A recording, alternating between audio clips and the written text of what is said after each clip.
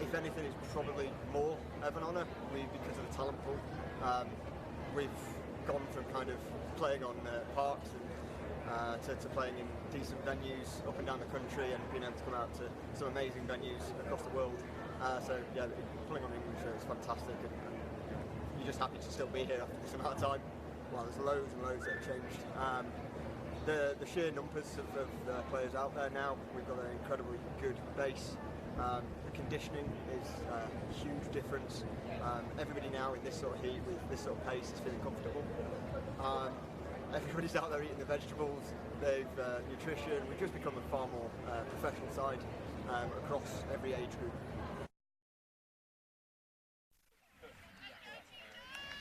Well, back in Manchester for the Belief Elite National Touch Series, round 2. And we're into our first of 3 cup finals. Our first one, the Premiership Cup final between Chester, Cheetahs and Oxford. I'm delighted to say I'm joined by Sadie Meakin from Nottingham Hoods, who's just come off the back of a win against CSSC London in the Elite Cup playoff. How's your day been, Sadie? Yeah, it's been good. It's been really positive. We've had a great day for Nottingham today, so that's good. Yeah, good victory as well to match, I'm Definitely. sure. And here we go in our first of 3 finals then. Chester Cheetahs against Oxford. Chester in orange, Oxford in blue, looking to try and get things underway quickly and get a points on the board. We've seen some quick starts actually in some of the games today. I think we've had a few of those ourselves, which yeah. has been quite thankful. Yeah, there's been some unbelievable games. Over the weekend, actually, of course, you're involved in the first game of the day against Cambridge Hornets, which was a drop-off game as well. Yeah. Which it was very exciting to watch from the commentary box, but I'm sure was very nerve-wracking and tense on the pitch. It was, but we've come in with a different attitude this weekend, and we seem to be really calm and collected and just stick with the grind. We've managed to just push through and keep the scores coming, which is really good. And into the first minutes between Chester and Oxford, still pointless at the moment. We've seen both sides in action on pitch number 1, and both have their own qualities. Let's see how both get on in the cup final. Oxford look to drive through the middle, looking to go over to that far side. Now back into the centre, driving on and pushing themselves forward. Good bit of momentum carrying forward. And have they just managed to get over the line just a touch before? But a good start from Oxford.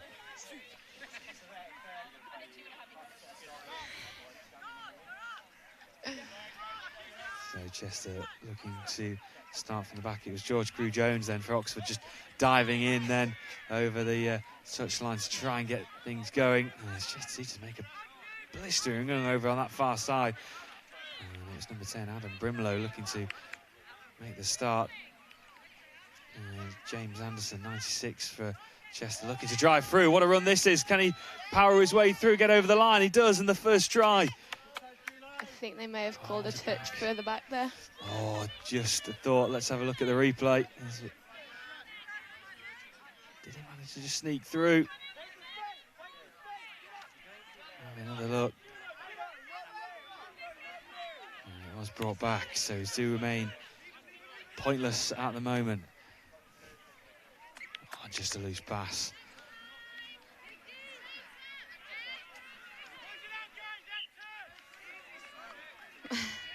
Bit of confusion at the back. Chester Cheetahs now opportunity with 6 touches to go again.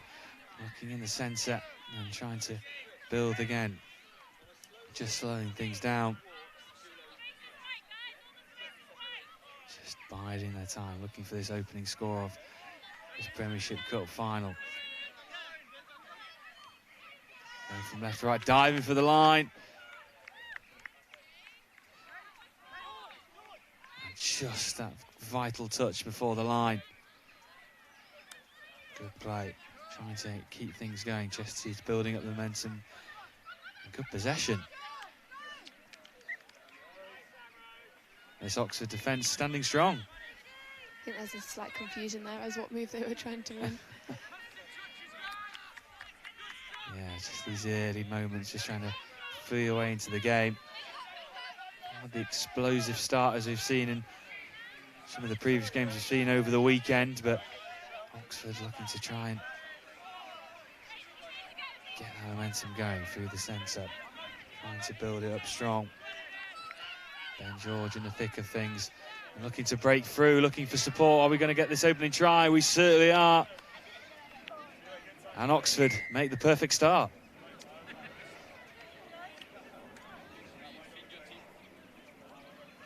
There's Joseph Hartley coming through and making that run. And Ben George just placing it down, and Oxford lead by 1-0.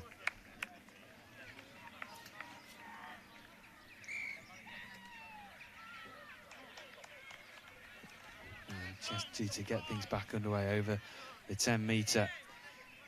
Looking to try and drive home, see if they can get back into this after that setback. It's first try of the game. Chester really trying to force home now. This could be an opportunity, looking for support. They get it down. And one apiece, 2 tries in the space of a matter of seconds. What a response, and is that the perfect response? Definitely, it's such a good response, going through from half there. And Chester Cheetahs doing really well, just to get back level. So in terms of yourself, Nottingham Hood, so how do you feel the weekend's gone? Well, we've had a fantastic weekend. We ended up finishing 3rd, which is 1 step higher than last tournament. So we keep building and building, and hopefully make it to that final one of these days. Yeah, it was... you've had some really good games. You've been on pitch 1 actually a few times over the weekend. Yeah, we have, and some of our pitch 1 games have been quite close. Yeah. We've had some really good games today. And Oxford hit back straight away, and it was a good score. Hartley involved again. He is very deceptive, is Joey Hartley. You sometimes just don't know where he's going to go. Certainly is. He's got those dancing feet, hasn't he? Doesn't.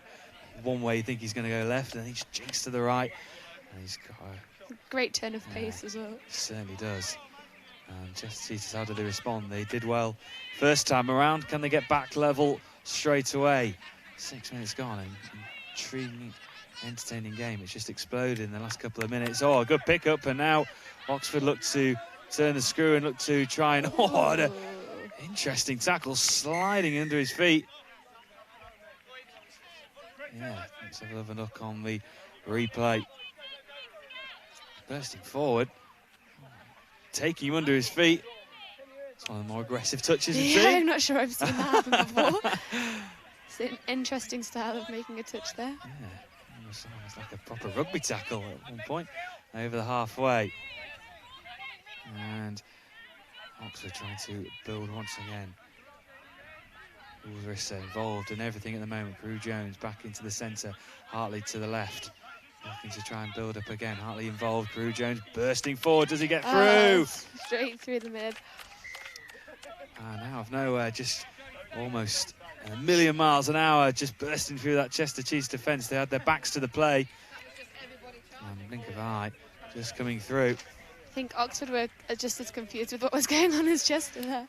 It certainly was, and there's, of course, these are finals, and you know your energy levels, and you'll be so obviously adrenaline and concentrating. But after a long weekend, you're mentally and just physically tired as well. Yeah, it's definitely a hard grind. Like you've played 5 games already, so coming to get up for the last game of the day, it's quite difficult. But like you say, the adrenaline's there, and you want to keep pushing forward. So. And of course, the weather conditions has not helped as well. It's been tough out there, hasn't it? It has been very tough, but we have a team of great divers, so it's been really beneficial for us to get under the defence like that. And Chester Cheetahs respond straight away, though. Just a bit of deliberation with the referees, just waiting for official confirmation. No, I think she claimed the touch at link there, so, and then they've thrown the ball away. You just mentioned there, a team full of divers. I can just imagine being caked head to toe in mud, especially from yesterday, where it got a bit boggy, doesn't it, on pitch 1? It definitely did, but it's such good fun, getting yourself on the ground. And here come Oxford after that reprieve. It's quite satisfying as well, being able to score a touchdown like that. I can imagine. 8.5 minutes gone.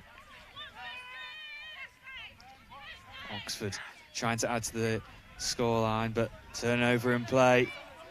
Chance for Chester Cheetahs to attack. How did your mindset change when the rain came down? How did the tactics sort of shift around? You're just a little bit more careful with the ball, like making sure everybody is on the same page and that you're not just throwing random passes, because the ball gets a lot slippier. But apart from that, the rest of the game stays the same, really. Stick to the same game plan. Yeah, I've been talking to a few players who are saying that they'd mind, just in terms of the tactics, going more through the middle instead of trying to play those long balls out to the wide. It gets the phrase, we keep on bringing it up, just like honestly, like a ball of soap, almost. It definitely is, yeah. We have some great girls in our team that can catch those balls, so it's quite easy if you've got your eye on the ball and you get your body behind it. So. Well, Oxford trying to work an angle, weaving the way through. Going from right to left, Hartley in the thick of things once again with Carew Jones. Hartley with Carew Jones just behind him. He's such a tall presence as Carew Jones. Marauding run, we saw it early on. Hartley looking to go left, lays it off to Jones, gets it down. Touch just before the line, just saving Chester. Let's have another look at it. You can see Hartley almost looking to the left and then suddenly switching to the right. I can see what you mean. Pass there by him as well. But here we go, Chester Cheetahs bursting forward and getting in there, and they're back to only a 1 point deficit. A good score there for Chester Cheetah, getting back into this. Yeah, it's a 40-minute game at the end of the day, so you have to just keep pushing through the grind and hoping that those touchdowns will come. Yeah, we've seen in games where those moments just before half-time, where scores just before the break can really change a team's momentum and confidence. Yeah, definitely. It's good to be the last team to score before half-time, because you come out for the second half in good spirits and feeling like it's starting to change and go your way. Oxford are they just trying to force it maybe a little bit after just coming a bit unstuck? Yeah, probably. It gets a bit like that. You think that you're doing things wrong because the other team is scoring, but actually just sticking with it and sticking with the things that you know you're doing well will keep you in the game. And Chester Cheetahs just building up now, a bit of space. Little kick flicks, trying to put off the opposition, driving forward, getting closer and closer. Pass comes in, brilliant pass. Nice ball to the wing. And a good take. And Chester Cheetahs are back level. Excellent pass, though. It's so handy when you can throw a ball like that out to the wing. You create so many more opportunities. And she found the space. And we're back level once again after 12 minutes. And I have to ask you, what's it like being involved in a drop-off? Is it just, must be just, after playing 40 minutes, you must be, I'd be just knackered. It is absolutely knackering. And so somebody asked me to go on to start the drop-off, and I was like, no, thank you. I am not quick enough to do that. I'll send one of the quicker girls on. But yeah, you have to cover more space as well because you lose a player. So it's a game of creating the overlap, really. Yeah, certainly. It looks intense to watch, and I can imagine it's just tiring as well. Yeah, massively. And I'm sure if one of these finals goes to a drop-off, we'll see these fitness levels really come into play, won't we? Yeah, the tactics for a drop-off are slightly different as well. A lot of the time, you go through on half, but you don't want to be doing that on a drop-off because there's a risk of being touched and the ball being turned over. So you want to make sure that you're always live so that there's an opportunity to score all the time. The ball just loose and looking out wide, but finds no one. 7 minutes remaining then. And at the moment, it's 3-3. Oxford, for a brief part of this first half, looked like they were going to be running away with it, but Chester just coming back into this. They are indeed. Put their foot down now and have come together, I think. Yeah, certainly have. Chester Cheetahs looking just a bit more organised, and Oxford looking to try and force it up the field. Over the halfway they come, looking to drive on. Bit of momentum in their game now, coming through the middle. Here's Carew Jones, looking into the middle now. Amri Karim involved, looking to go out wide. Oh, just over the hands, and it was a long ball high I think through the hands would have been a better option there. I think they created an overlap and killed it with the long ball to the wing, I think. So 6 minutes remaining. Clock is ticking down, and who's going to potentially get a point before the break? It's obviously still a long way to go, but here come Chester Cheetahs building up nicely. Oh, good take and a lovely pass and space opening up. Chance. Oh, and has the touch just come in then? Absolutely has, and vital touch.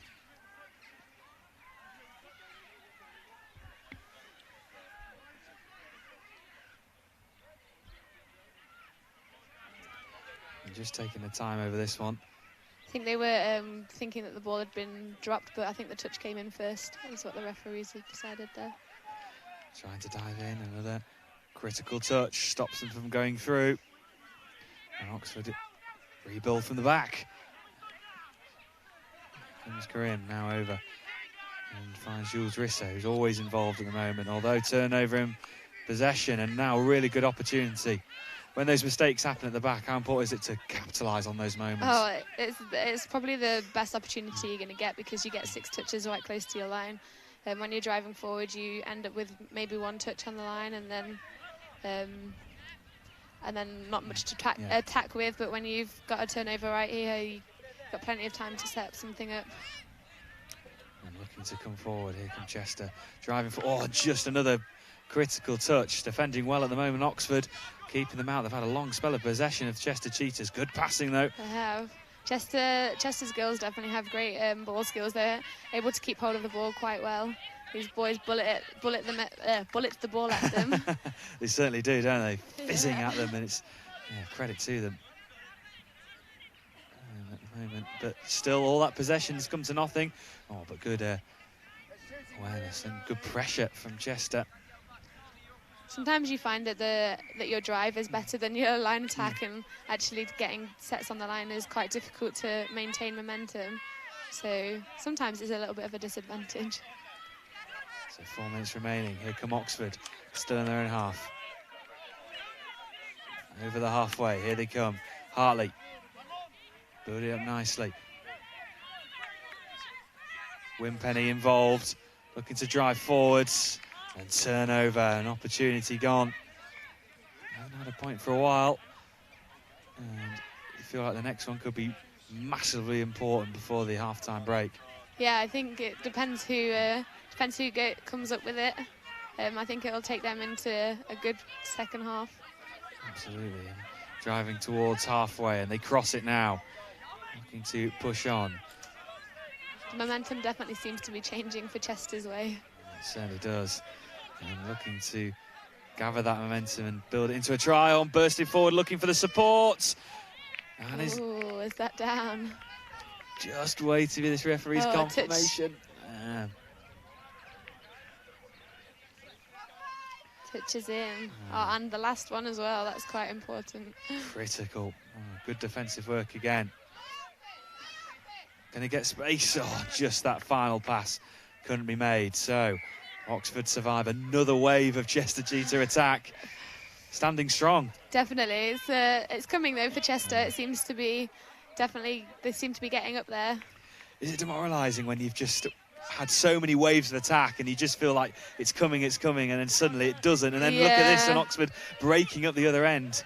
It definitely is. It's like you just think, oh, what else do we need to do? But to stick with your pattern is probably the best option, and it'll come. The options will pick up, and you'll find the score.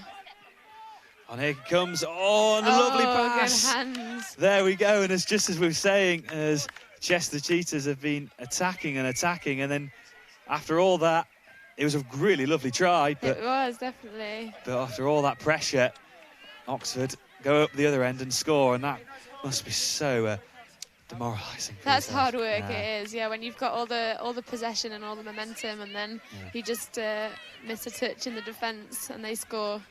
But hopefully Chester can come back with one. And so here come Chester Cheetahs. Can they just get back level before the half-time interval? Of course, we'll hear that infamous klaxon going off. Just passing it short into the middle. Just playing it, waiting for their time, waiting for that moment to pounce. Short, incisive passing is the opportunity opening up. Oh, a lovely little dummy. Don't think they've got it down in time. Again, touch on last. Important for Oxford. So a minute remaining. Can they hold on and go into the break with a 1-point lead? Pass out to this near side, back into the middle now. Oh, but turnover in play, and Oxford will be delighted with that. They will. They've been muddling quite well in defence and seem to be getting a shift of momentum again. But on the other stick, and I was saying you're demoralising, but then it must be so satisfying when you've defended for that long and then suddenly you go at the other end and score. Yeah, definitely. We've had quite a bit of defence today, and we've held teams out on the line for like 3 sets and managed to get away with it, come back on and scored. So it's quite, like I say, it's quite satisfying to just D it out and be able to get back up the other end. So 15 seconds remaining until the half-time interval. Oxford looking to go into the break with that 1-point advantage. And just getting a few fresh legs on for the final closing moments of this first half. There goes the klaxon. Still going, waiting for that final touch. Well, can Chester Cheetahs still going? Oh, and just that final pass. And that is the half-time break with Oxford leading by 4 points to 3. It's been an intriguing game so far. Can Oxford carry on that momentum into the second half, or can Chester Cheetahs turn this around? Don't go anywhere. Stay with us for the second half.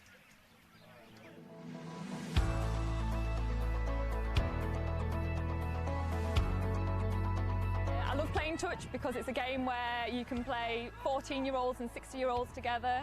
You can play men and women. So you could have a daughter and a mum playing together, and it's a really good fun to play.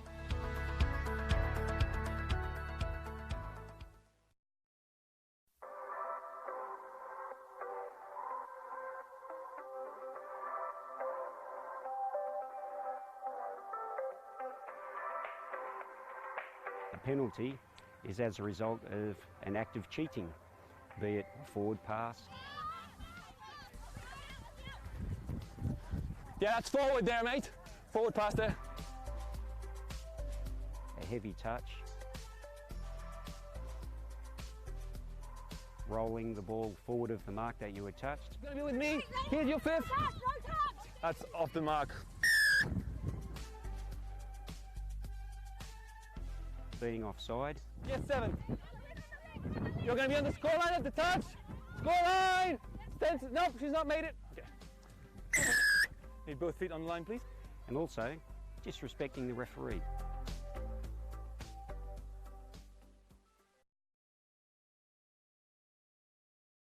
Do you remember your first? I do. It was a muddy Dublin tournament, 2013 I think, but yeah, team's come a long way since then. Just the quality of the coaching, the skill level of amongst the players, the whole England setup. I mean, we were kind of a ragtag bunch then, sort of the forgotten team of England, but now, you know, going for a semi-final spot in the World Cup, yeah, come a long way. There's more genuine competition now, as I say. Before, it was kind of who's available, stick your hand up, but now people with regional setup, you're really competing for these places, so it does feel like you're representing something that actually matters, and the HP setup across the board has come so far. It's really impressive.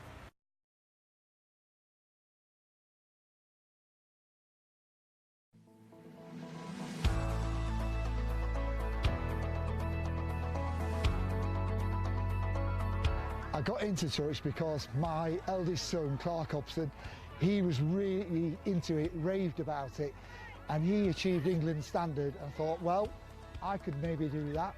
So I got into it through Nottingham Touch Club 3 or 4 years ago. Following my wife and both my daughters into it, after they'd been to a taster session there, they encouraged me to join them and enjoy playing touch. So welcome back to Manchester, the Belief Elite National Touch Series, the second round, and we're into our first final of the day, the Premiership Cup final. Chester Cheetahs taking on Oxford, and it is Oxford leading at the break by 4 points to 3. It's a bit of a close one here. It certainly is, isn't it? Yeah. Entertaining final. It sort of started off a bit slowly, didn't it? And then it sort of just burst into life a bit. Both sides having good opportunities, and but it felt like Chester Cheetahs were having a lot more possession, but then Oxford just a bit more clinical. Yeah, definitely. And it sometimes happens that way. Like you can be on top of a game, and then the other team just gets the vision and the pass away for the final score. But it could go either way here, I think. So are we going to have another drop-off, potentially? They're always very exciting to be part of. So you just need to put your quickest players on and put them on the outside to run. Is it almost sort of like a head count, just going, who's got enough energy? Who's quick and who's not as tired as the other person?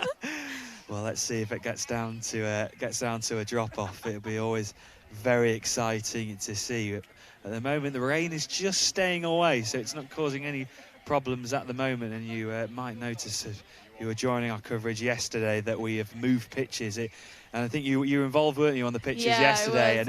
It became a bit of a swamp, didn't it, in the end? It did, and we've played on it again today, and it's probably the best idea that you move the pitches, because actually this one is a lot better to play on. Well, I believe they actually have reseeded this pitch. That's why it's held up a bit better compared to the pitch we were on yesterday. As the klaxon goes and we're back underway for the second half. Chester Cheetahs get us off and looking to attack and trying to get back into this one.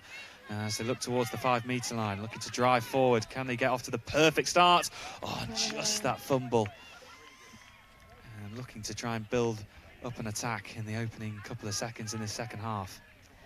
Yeah, the rain definitely hasn't been as bad today, which is helpful when you're tired and trying to push through that energy losses already.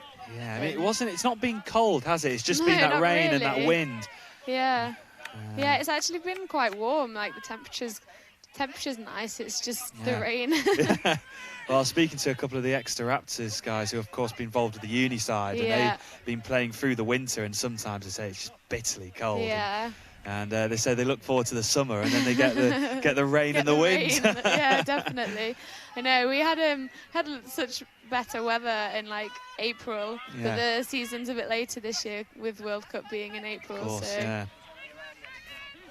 And a turnover possession. Chester Cheetahs looking to try and drive forward, looking towards the halfway line. So here they come over through the middle. Numbers coming forward, just building up nicely, looking to go right to centre. A nice drive on here. Yeah, they've worked their way up the pitch nicely, but can they capitalise on the moment? Looking to go wide. Oh, look at all that space. Nice. That was a no-look past that, I think. It's unbelievable. Just hope for the best. Well, I'd love to look at this again on the replay. And that pass coming over to that far side. Was that just a bit of play dragging that Oxford defence into the middle and leaving that space? The defence didn't necessarily have the best body shape there. They were all facing into the middle of the field, so didn't necessarily know what was on their outside. So it was great vision there from the attacker to just ping the ball out to the wing. So 4 apiece, 18 still to go. Plenty of time, plenty of points still to be scored. And here come Oxford.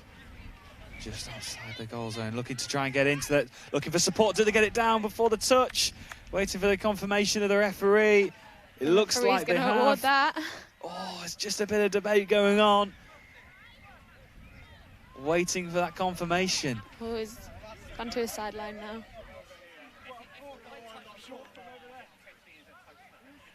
Oh, no debate going on. Almost like he's not too sure what to give it. You can't hear what's going on either, so it's like tense, but they've gone with the touch there, I think. Yeah, I believe so. Yes, it looks like it. So no score, and just for a minute, referee, hands on hips, wasn't too sure what to give, but he decided to go for the touch. So the benefit of having 3 refs is that hopefully somebody else has seen it if you haven't. You'd love to have almost like a TMO, wouldn't you? Yeah. Just to have a video replay of it all. I'll have to hop into the studio here and have another look, but here come Chester Cheetahs over the halfway, and they survive that attack from Oxford, and this would be a bit of a sucker punch, wouldn't it, if Chester can go at the other end and score. I've had a chance to ref. Oh, and have they just done that? They certainly have. Would you believe indeed. it? Taking the words out of my mouth, and there we go. Chester Cheetahs back on top They just got through the gap there. Absolutely. Where did the defence go? And Defence just switched off, I think. they did, yeah. So from being 4-3 down, they're now 5-4 up. What a start to the second half for Chester. Yeah, and that's where the momentum changes, where you come out in the second half and you just push. Like the half-time chat must have been just to keep going forward and working on the plays that they were setting up. So here come Oxford, Crew Jones. Yeah, I've had the opportunity to ref at social level, and I've done a little bit of NTS stuff in the past, and it is really difficult as a ref to make these decisions right in the moment. The game's so quick that you don't necessarily know what's happened, so having the support of two sidelines is very beneficial. Absolutely sometimes. vital, I can imagine, yeah. Well, I know one of the things people talk about is a game of honesty, isn't it, almost? It is, yeah.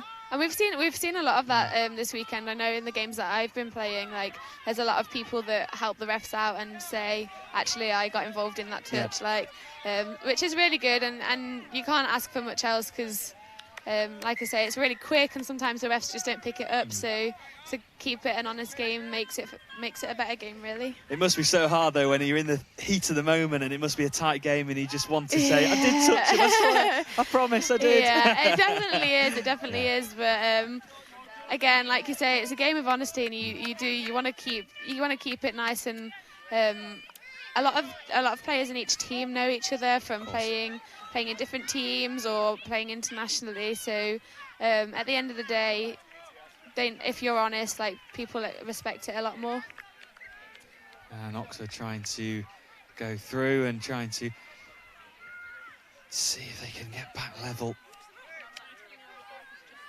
So 15 minutes remaining.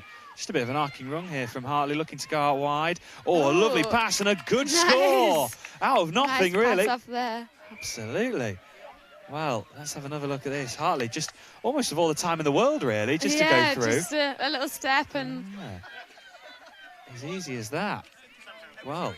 Sometimes in touch, the smallest gaps are probably the better gaps because the defence aren't expecting it because you think that they're there, so you don't think you need to make the pass, but the passes where you think the defence is there are probably the best ones, and you manage to get through the gaps. So how can Chester Cheetahs respond? Not drop well, the as they give the ball back to Oxford, and this game has sort of just changed. The momentum's been going from one way then the next. It has, hasn't it? And I think the rain has definitely started again now, so that'll make a bit of a difference. Yeah, as we look out onto the pitch, it's just slightly spitting, isn't it? That'll make conditions even harder.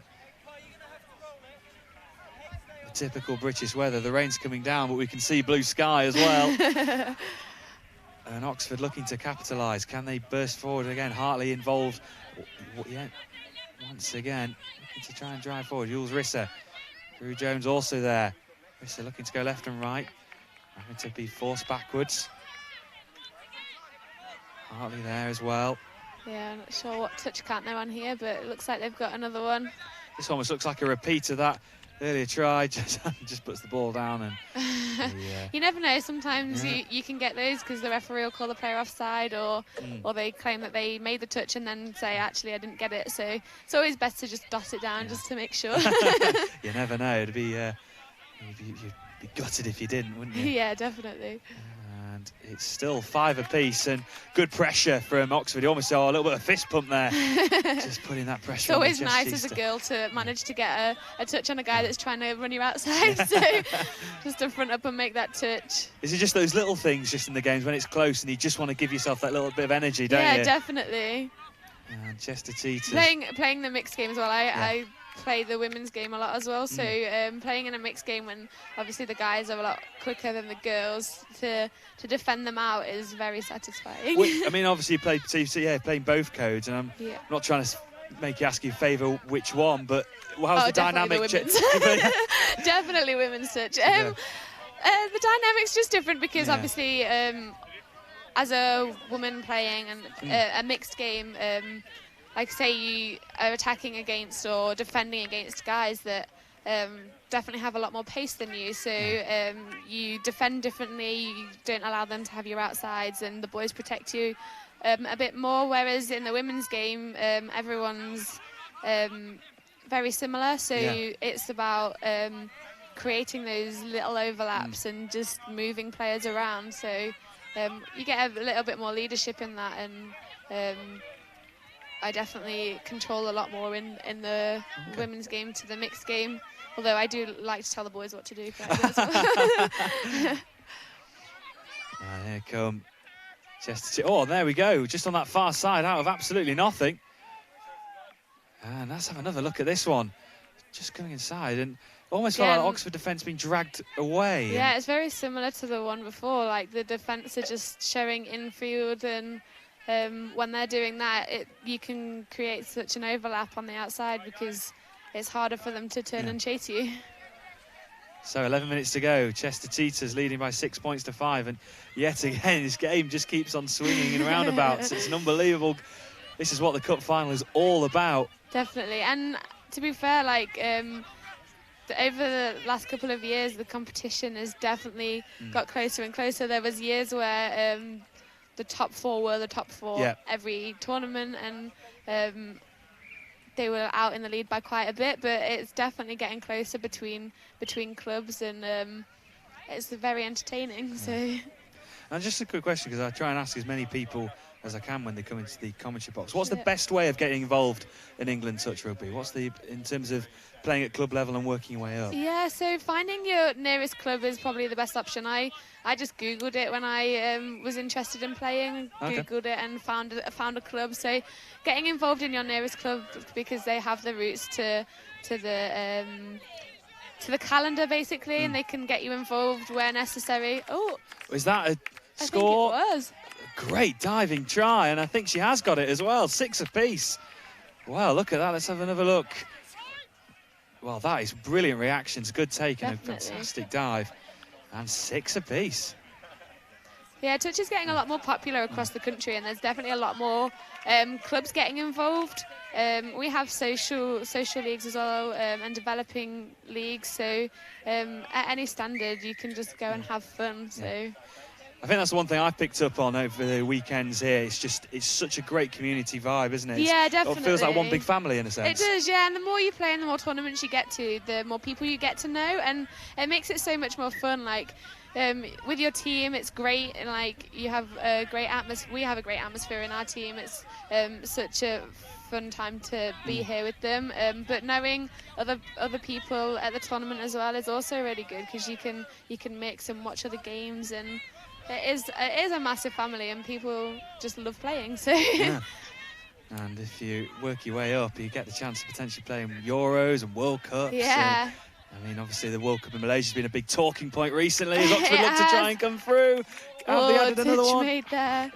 But yeah, I'm sure, the Malaysia World Cup has been a massive talking point recently. Yeah, I had the opportunity to go, which was fantastic, and it's just completely different. Like, we've been joking around in our team, because a few of the girls went, and like the hydration levels at World Cup were something to be admired, and then we're here playing in the rain, so you can play touch wherever in whatever weather, and it's good fun. Some of the players I've been speaking to throughout the weekend saying they're actually happy to have a bit of rain and a bit of it's actually a bit cooler temperatures, because the heat was almost unbearable from what I've heard. The heat, it was crazy. It was just being able. And Chester have looking back in front with 8 minutes remaining. Look at that. Let's have a look. Just going through and finding that support. It's a lovely run, actually. Adam Brimlow, he's quite an experienced player now. He's been around. He was he started as a junior, so he knows the game quite well. But yeah, the hydration level at World Cup, it was actually just a case of whether you were managing your intake of food and water well enough to whether you'd be able to make it through the tournament. Yeah, I've heard it was very tough conditions, but a great experience, I can imagine, as well. Yeah, it was definitely a great experience, but the conditions were nothing like we're ever used to. You can do as much training as possible, and we did a lot of acclimatization training, but I don't think it ever prepares you for how humid and hot it was out there. Well, here come Oxford looking to try and respond. Oh, what a dive! Fantastic! Has she got in there just... She has, yeah. Brilliant stuff, and it's 7 apiece. That is one of the best dives we've seen all weekend. Look at this. Fantastic. 7 apiece, and what a game we've got on our hands. That's something that is also awesome about the mixed game, is that sometimes the boys just don't expect the girls to do what they do. Like, they always think they've got them covered, or something like that. But then to put in a dive like that, you can't defend it. It's just, that was good. That was. So what a cup final we've got on our hands. This is the Premiership Cup final here in Manchester. The Belief Elite National Touch Series. Don't go anywhere. 7 apiece. 6 minutes to go. It's anyone's game. Chester looking to go out wide. What a take and what a try. Have they managed to pull that one off? They certainly have. Well, this is they just have the answer at the minute for Oxford, don't they, every time? They do. Absolutely sensational. A great pass, but a brilliant take. Yeah, it was great hands there. Absolutely scintillating stuff at the moment. Well, Oxford, how do you reply? You just have to keep a calm head. Use your whole 6, don't you? Like, you want to get as far up the field as possible, and you've got 6 touches to make it happen. Absolutely. Here they go again. Looking to go right, then left, and through the middle. Checking back. Trying to find an opening. Oh, they're through again. Are they, or is that touch? Oh, the referee seems to be moving, though. Well, it looked for a moment that they were getting a bit excited that they'd done it, but that touch came. It was very close, very close. It was, certainly. Chester Cheetahs in possession, though. It's still in their own half, driving forward, over halfway, looking through the middle. Oh, a bit of an opening. And these are the moments where it's since the latter stages of the weekend, maybe the fitness levels are dipping slightly, mentally tiring. When you're up as well, you just want to take control of the game and just get through the motions. And on again. Oh, and a fumble. It was a tough pass to control, just at head height. Those balls out to the wing need to be quite fast and straight to the winger, but sometimes they are quite hard to control. Especially with the rain and the spin on the ball, I can imagine as well. And in their own half, over halfway, nice pickup. Building up, here's Hartley looking to drive forward with his team over the 10-metre. Nice build-up play by Oxford. Important touch though. Here they come again, looking left. There's space opening up. Oh, what a touch. Very envious of people that are able to throw a defensive dive in. I haven't yet mastered it. Trying really hard, but it's one of those things that I can't seem to bring myself to do. Attack, I will throw myself on the floor all the time, but when I'm guessing it's just things you'll learn, isn't it, as you go on. And it's one of those things that if you just do, you'll get more used to doing it, but I just haven't managed to yet. Well, 3.5 minutes remaining. Can Oxford find an equalising score? Looking to drive forward. Here's Jules Risser. Crew Jones is there. Oh, look to go right. And they've got one more touch here to try and get this to work.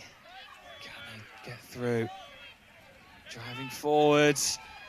Oh, can't claim it. And the chance goes. Or is this potentially another opportunity here for Oxford? Yeah, I think the link there is claiming that she touched the ball, but they've called a touch pass there, so just to get the ball back.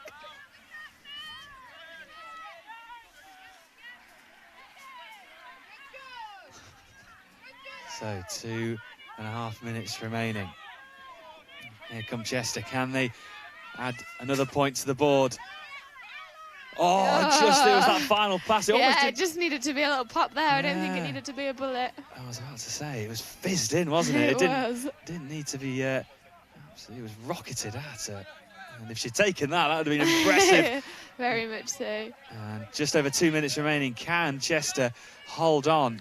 Are they going to rue that opportunity? Are we going to get a drop-off? Who knows? All options are open.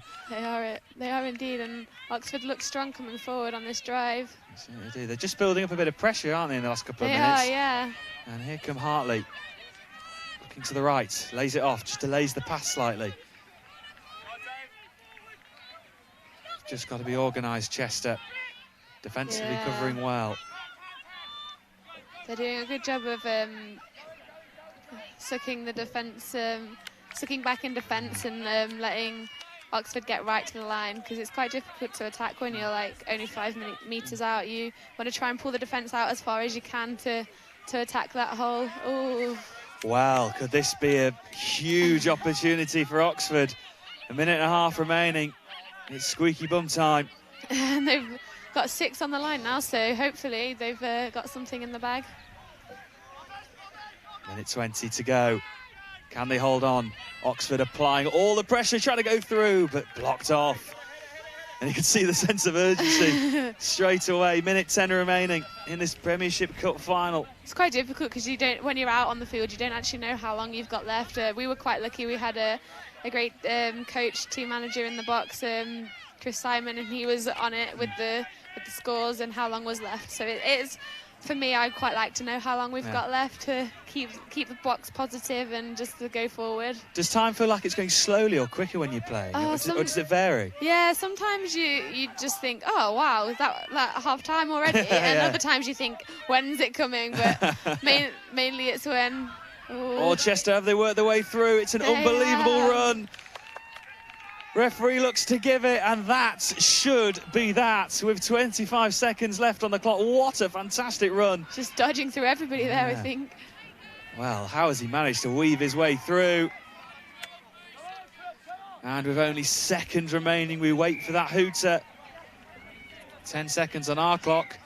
Chester Cheetahs leading by 9 points to 7. It's been a very entertaining game, and the momentum switched all the way through. Yes, it has. And there goes the hooter, the final phase of play. There goes the touch. And there is full time. And Chester Cheetahs have won the Premiership Cup final. A brilliant performance. And Chester Cheetahs, they were 4 points down. Oh, sorry, point down, 4-3 at the break. So good performance in the second half. Yeah, they came out and just kept going with it, and it showed for them, and they did well there. Well, Chester Cheetahs winning by 9 points to 7. A terrific performance. And we move on. So 2 more games coming up after that.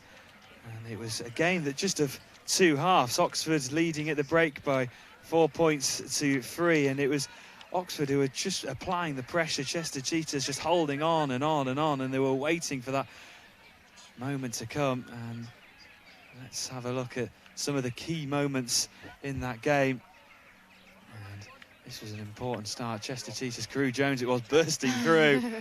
He's such a tall and bit of a presence, isn't he? Yeah, Crew definitely. Jones? I think that move was a bit. Nobody really expected it, and again, there he is. Hartley involved again. He always seems to be in the thick of things for Oxford. Yeah, he's just got a wicked step on him that you just never know where he's going. And this was one of the first for Chester Cheetahs, and that really got them going, didn't it, really? Yeah, definitely. And I think when you start to score some touchdowns, you start to realise that you're in the game and that anything can happen, really. And this was the equalising try for Chester. And then Oxford managed to get themselves back into it. This was Hartley.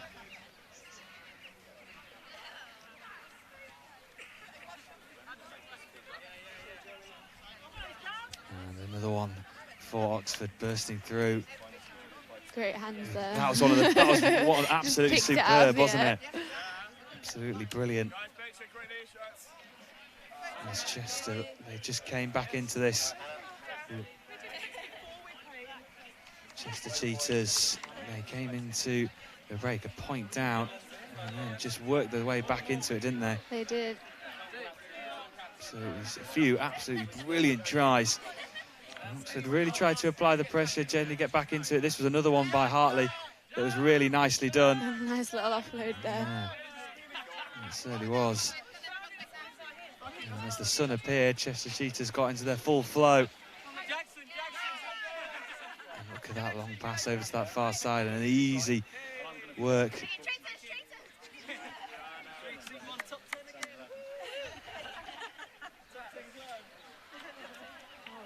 And Oxford replied straight away.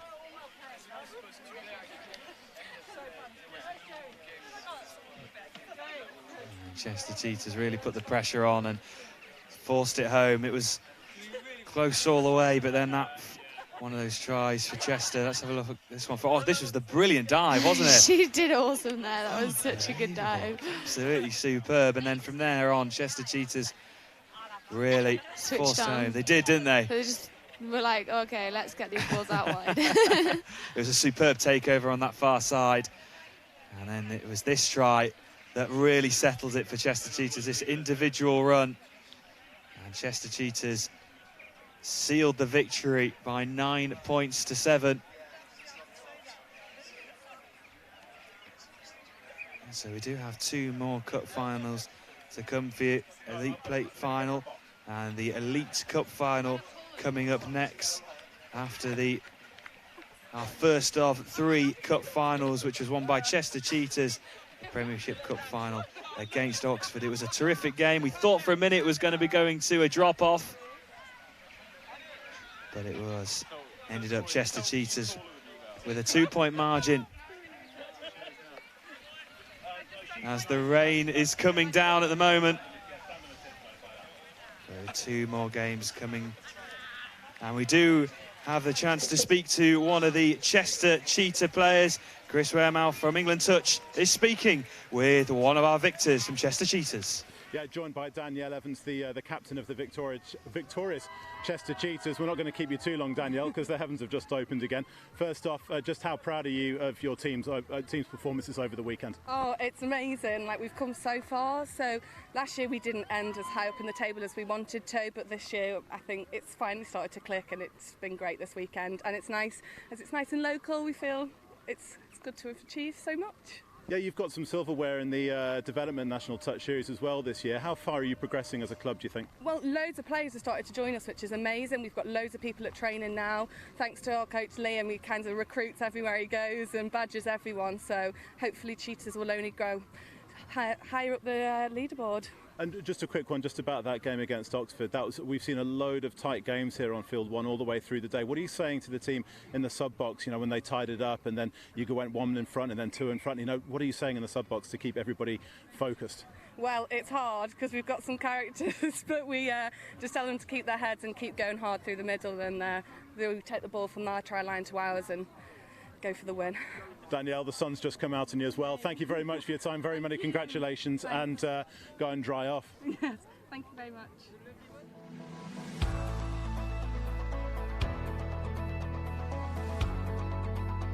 I love playing touch because it's a game where you can play 14-year-olds and 60-year-olds together.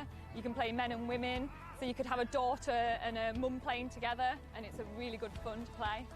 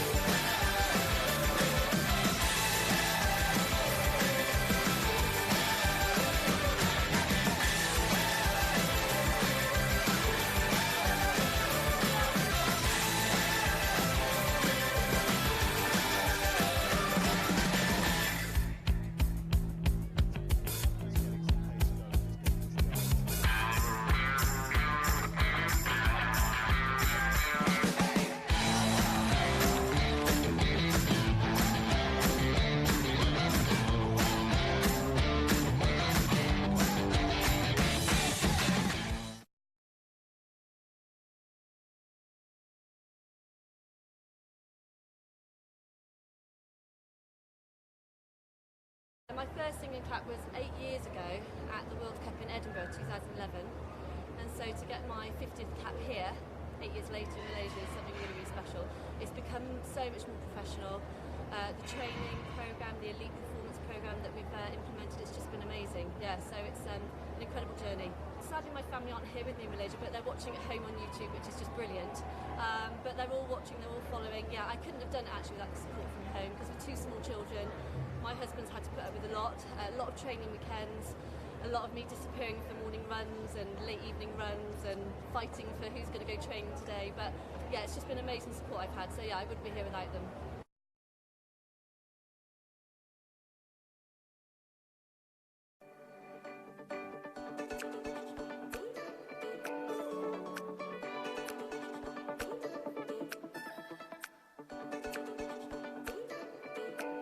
To describe a changeover, it's as a result of a mistake. So mistakes can be from dropping the ball. Stay on! Ball's down.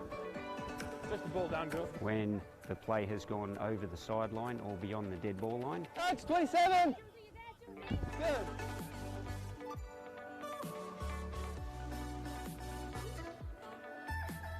And during play, when the acting half runs with the ball and gets touched.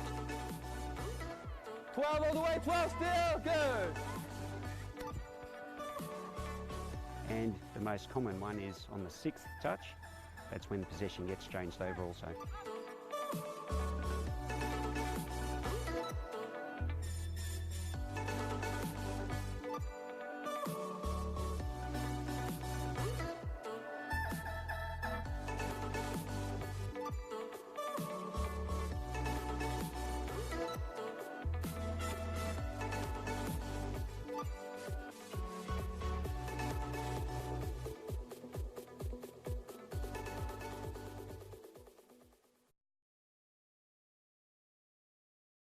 Sorry, this is all about her. This is about you. A 50th cap. Show us your medal first off. Third place. First, I played some Euros, and then first World Cup was a bit of a shocker. This is my third World Cup, so it's nice to get. I got a bronze last time, but this one means so much more. Just these bunch of girls here. They're amazing. Couldn't be with a better team. You can make me cry now. Women's touch is getting really, really strong actually. We are building with the youth and going through, and we've just been saying that it's filtering in really nicely now, so lots of the open girls will probably be eligible for 27s next time and 35s, and we'll filter through that way, so we're getting stronger and stronger by going from youth all the way up.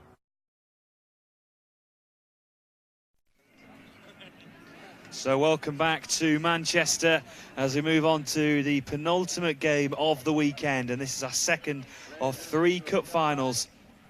This is the Elite Plate final between Exeter and Cambridge, and we are underway, and I'm delighted to say I'm joined by Adam Brimlow from Chester Cheetahs. Adam, welcome to the commentary box, and first of all, congratulations on your win. Oh, great to be here. Great to have a seat after a long 40 minutes. And this is one of the driest places on the rugby club as well. So here we go. Cambridge looking to start from the off. Samuel Missing involved, always looking lively. Definitely their key ball player. He certainly is. Here's Matty Maynard. Yeah, they're just a team full of youth, aren't they, Cambridge? Oh, young and fast. Exeter have a lot of players from university though, so then they're young and fast themselves, so it should be a good match. Should be, even though it's one of the last games of the weekend and the legs might be tiring, it should be high intensity stuff. Yeah, just with a little rain there, so the ball's nice and slippy. Bar of soap, I've heard. Oh yeah. At some points. And here come Cambridge into the middle. Laying off and looking to come forward. Here's Matty Maynard laying off to Sandler, looking to drive forward. Oh, an important touch just before the line. Good conditioning phase there, so they'll try and run that move again and then attack a different space, mostly out wide. Looking to try. Going for Sam Missing here, look for a step back and then throw wide. There we go. Defence covering our opportunity. Great hands. Fantastic, and what a start for Cambridge in the Elite Plate final. And let's have another look at this again. Samuel Missing picking it up, and just as you called it, that long pass over to that. And Matty Maynard just laying it off on a plate. And a good start for Cambridge. Young boys linking up well. And in terms of your weekend, Adam, how's it gone for Chester Cheetahs? Obviously just winning that the Premiership Cup final, but overall, solid weekend? Yeah, so we managed 6 wins out of 6, so we're happy with the results. We wanted to play a certain style though, and we really achieved that goal, so that's the best thing. We've had some high scoring matches. We've scored 14 twice this weekend, so we're definitely not relying on defence. But as long as you're still winning, it doesn't really matter. Exactly. Exeter here love a good score, nice dive maybe. Oh, just couldn't cling on, Alex de Cornu.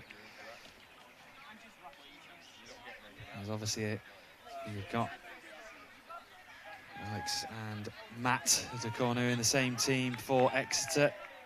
We've seen both of these sides in action on pitch number 1 throughout the weekend. Here's Jones just fumbling it, but still.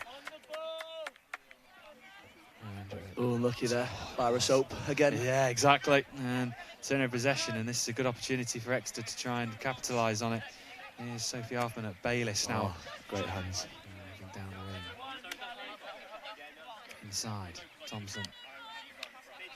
See what move Exeter go for. They're looking for a 33 hammer, same as Cambridge did.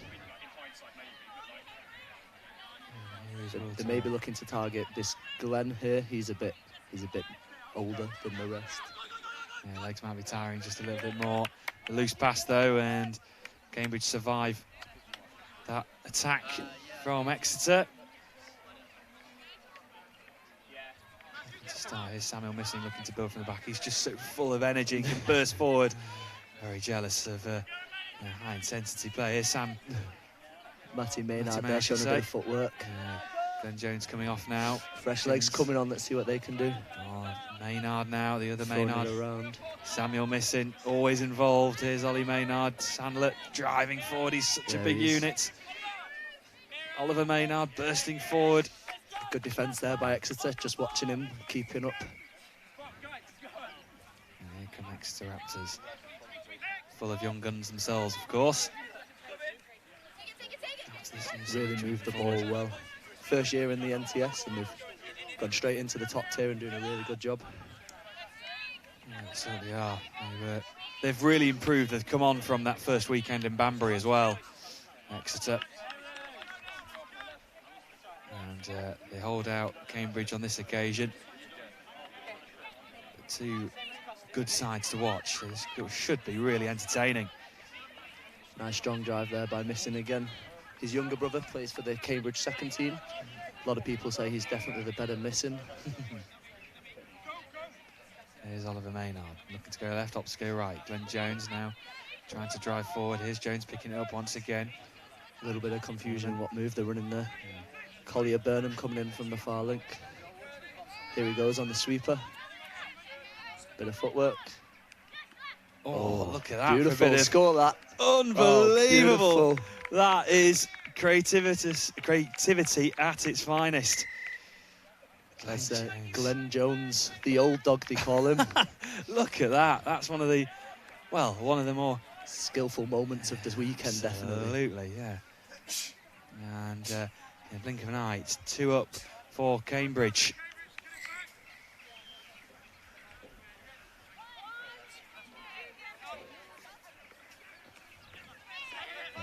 Exeter looking to break forward. Horatio Price involved. Oh, I thought he was through. Oh, for a minute, I think he did as well. They really know when to go from casual to just up that pace and really go. And Horatio There Price. he goes again. He's always involved, isn't he, in the middle? He seems to be dictating things all the time. Oh, with a step like that, you got to be. Horatio Price. Max to corner. Oh. Jones just in the way. Repeat set here for Exeter, so they got 6 touches on the scoreline. How important is it to take, to use these opportunities when you're so close to your opposition touchline? Oh, it's massive here, especially if you're looking, if you don't score here, you're giving that little break in the score. Whereas you want to keep in touch with Cambridge. Cambridge go and get a 3rd touch here. You're starting to chase the game, and you don't want to chase the game. You start rushing, making mistakes. Ball's gone to ground though, so we'll see if Cambridge can make a little bit more of a gap. There's Jones, just lays it off to Samuel Missing, looking to get over to that subs bench to get some fresh legs on. Here they come. Here he is, the old dog again. Glenn Jones. 23 at heart. Oh, he's got the energy levels of a 23-year-old. His legs still. And here comes Oliver Maynard, picking it up nicely, driving forward. Sandland to his right, Jones to his left. It is Jones who just simply lays it off back to Ollie Maynard. Just waiting for that delayed pass. Nice lay off, and here comes Sandler, looking to go one way, then the next. Oh, and just almost a bit of confusion there. And turnover possession back to Exeter. Yeah, good drive here from Exeter. It looked fancy, I'm not sure if it worked, but just a little kick out. That's a good step by the number 1. Who is that? Oh, that's a long name. Eleanor Iona? Paniotu. Iona Paniotu for Exeter. Yes, I apologise if I got that wrong. And here comes Alec Pizu. Finds Will Tyrrell. Thompson to the right, Pizu to the left. He picks it up, Thompson, nice play, looks to go Nice long. Wide. Oh. Just couldn't get it quite right. It was Bayliss who was waiting there. And there's definitely space out there, just a couple more feet on that pass and it's in. And with the rain holding off at the moment, those balls are not that hard to play. Maynard trying to burst through. Good injection of pace there. It's amazing how fit and then the intensity levels they can still play at, especially after a long weekend. Oh yeah, 40-minute games are a killer. And here they go, straight through again. Here comes Cambridge. From missing, a little bit of a step, and he's through. Lovely. Someone's got to find some space. There it is. Oh, just Collier. Blocked it off. Yeah, it was good watching from Exeter again. Good work in the end.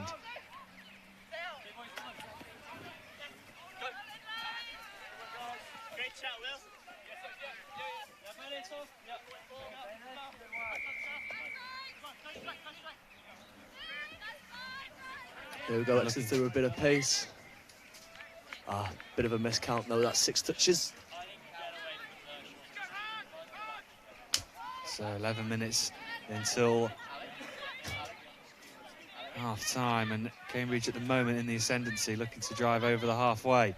Still going. Here's Ollie Maynard, looking to go inside, although getting blocked off and doing well just to try and carry on his run. Bang on the 10-metre.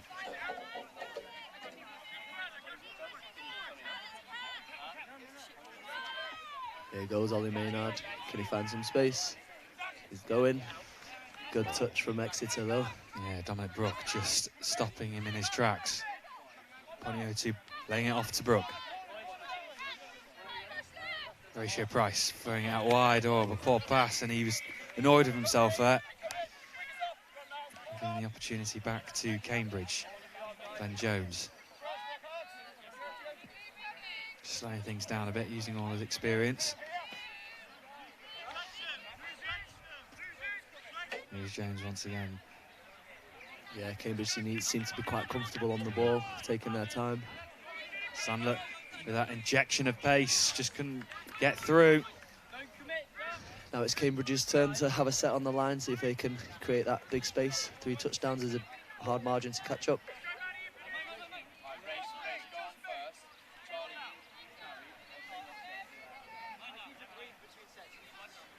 Sandler looking to try and burst through. Here's Catherine Jones. Samuel missing.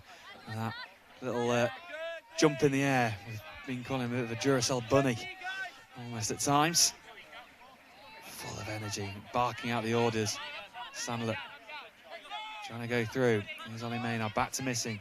Maynard picks it up once again. Nice link up between the two of them. Oh, the long pass comes. There's a bit of space back inside. Goodness me, some long passes going on there. And here comes Ollie Maynard, still in possession. Oh, the turnover and play. Good defence by Exeter there. Delayed pass. There was a bit of a sigh of relief there as they come onto this near side. Arthur and Bayliss trying to link up.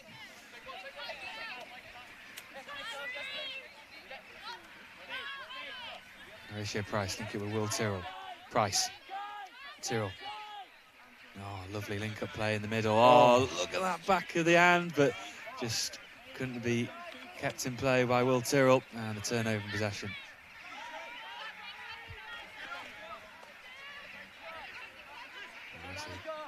Look to drive forward. Jones with Berman.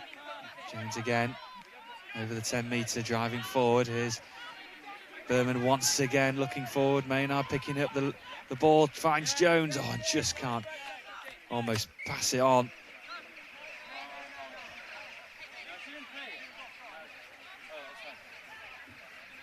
Referee though deemed Exeter to be offside. Another set of 6 on the line for Cambridge. So low scoring game so far, but Exeter 2 points to the good. If they can get a third, that'll be in a strong position to drive forward. There's Jones. Link stepped in the space out wide. Ooh. Good footwork by Matthew Maynard, Absolutely, yeah. Let's have a look at this again.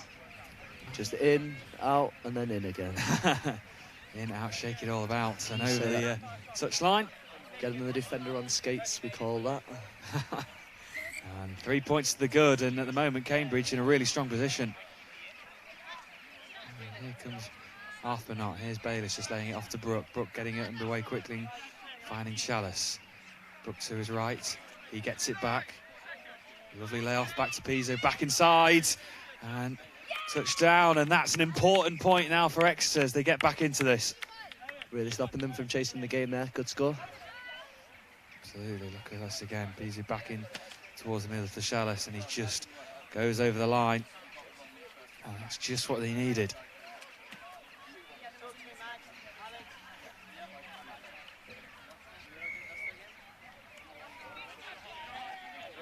Jones now trying to lay it off. Here's Samuel missing, still full of energy.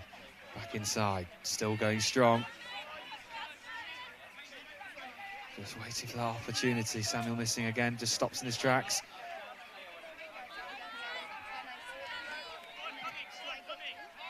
Just taking the time, waiting for that opportunity to pounce. Missing going again, going out wide. Oh, just couldn't take it. That would have been a well-worked try.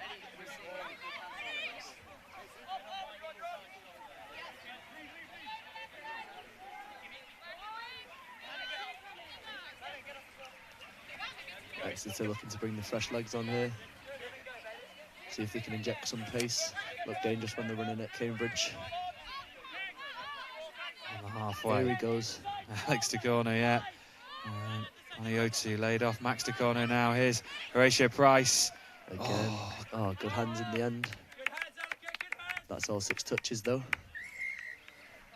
Oh, forward pass. Harsh. So just over 5 minutes remaining. Cambridge still leading by 3 points to 1. Good bursting one by Glenn Jones on that far side. Laying it off, picked up. Sandler now with Oliver Maynard. Berman just creeping into your picture now. There we go, a little scoop. Can they go wide? Back inside here. Sandler being patient with the ball. Finds Oliver Maynard.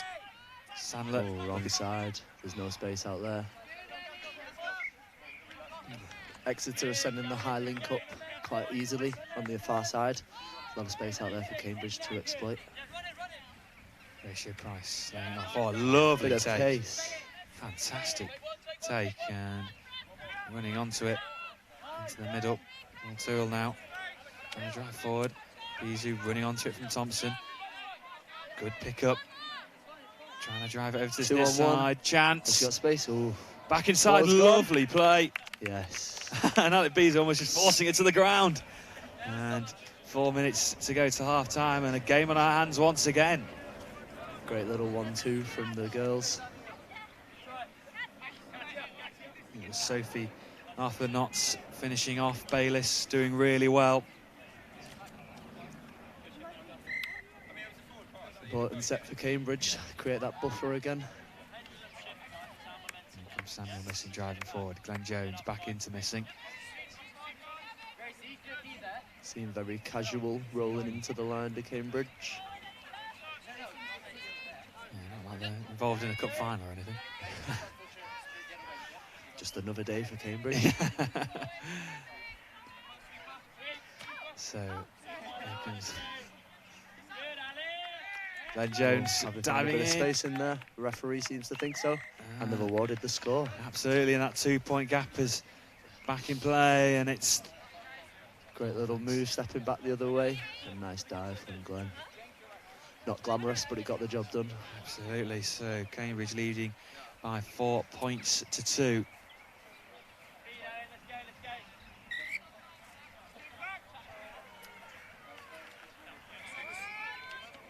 So Brooke and Paniotu linking up there, trying to drive forward towards this near side corner. Back inside though, Brooke. Now Chalice already has one to his name. Looking to add another. Brooke. A little bit of footwork. Nice Got Price, pace, Brooke. and found space. Superb. And that's just the response that Exeter needed. with 2.5 to go till the break. Horatio Price once again involved, Brooke getting into a nice position and driving through.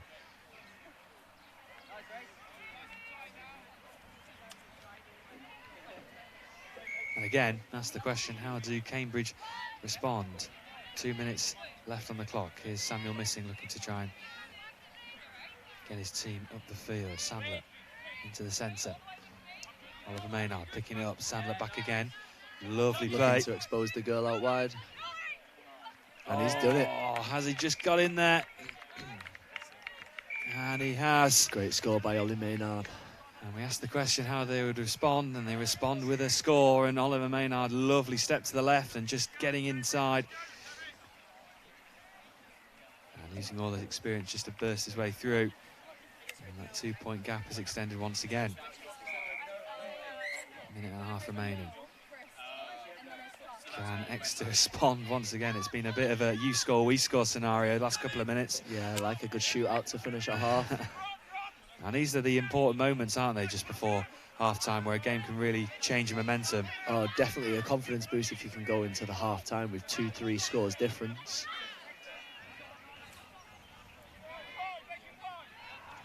Back into the middle, Glenn Jones, 1 minute remaining on the clock.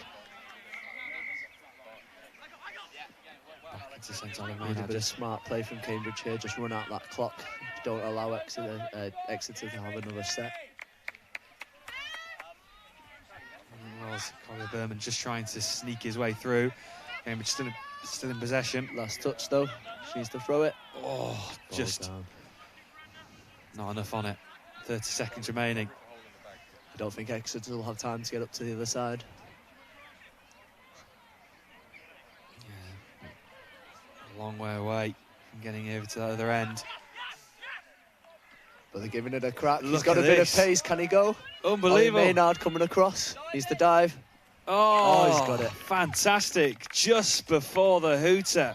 Horatio Price out of nothing will... Well, I'm pretty sure Cambridge will be disappointed to let that happen before the hooter. Definitely. That's the confidence boost that Exeter need to come back into it for the second half. And there goes that hooter, and the score at the break. Cambridge leading by 5 points to 4. Don't go anywhere. This should be an exciting second half.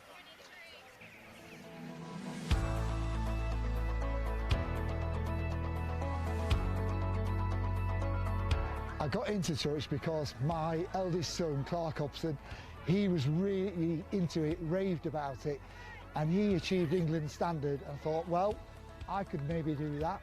So I got into it through Nottingham Touch Club 3 or 4 years ago. Following my wife and both my daughters into it, after they'd been to a taster session there, they encouraged me to join them and enjoy playing touch.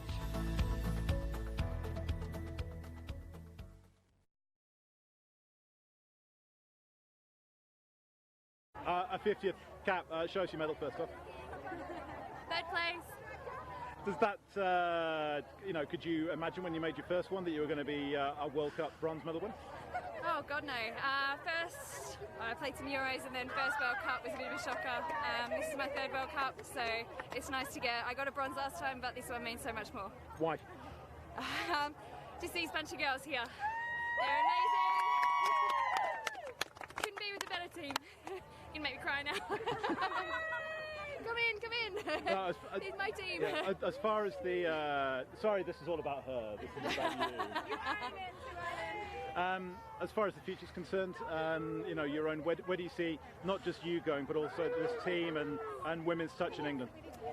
Women's touch is getting really, really strong, actually. We are building with the youth and going through, and we've just been saying that it's filtering in really nicely now, so lots of the open girls will probably be eligible for 27s next time and 35s, and we'll filter through that way. So we're getting stronger and stronger by going from youth all the way up.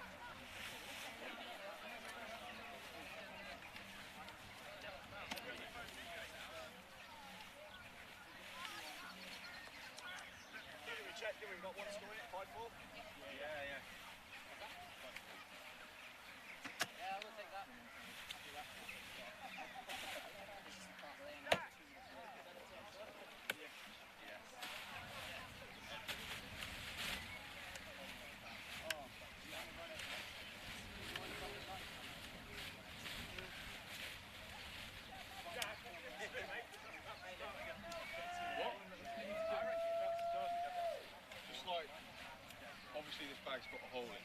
Yeah. So make sure the hole's like ground facing, so there's no rain coming in. Okay. Stick this in the power box, the extension in this bag. Yep. And I'm just going to handhold your camera when you do the next thing. Okay.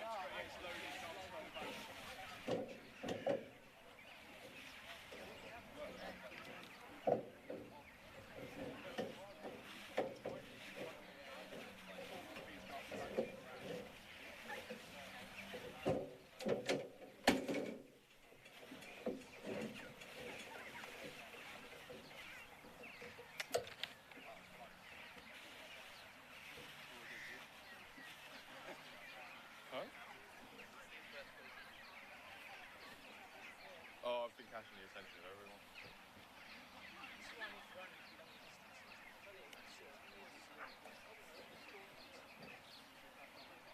Nah, when I was coming up to the last game, I knocked it down. One of the guys turned around and was like, "Are you okay?"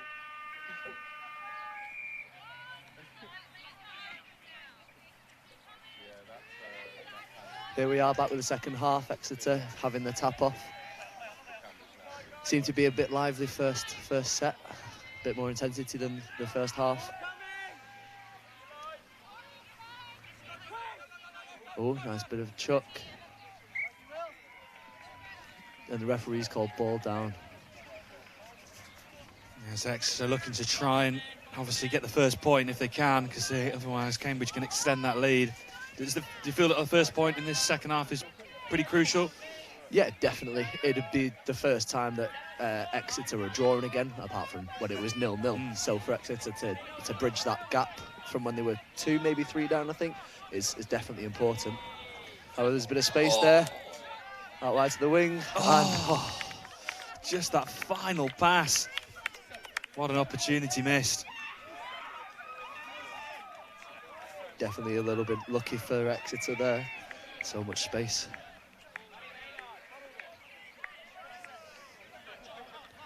Thompson looking to drive forward. Beasley laying it off. Bayliss involved with Arthur who got a try in the first half. Here's Brooke. Chalice trying to get over the halfway line. Brooke picks it up once again. Good drive. This is good momentum. Good speed. Oh, great diving touch though. And it's last touch. So for Exeter to get touched again, it's a turnover.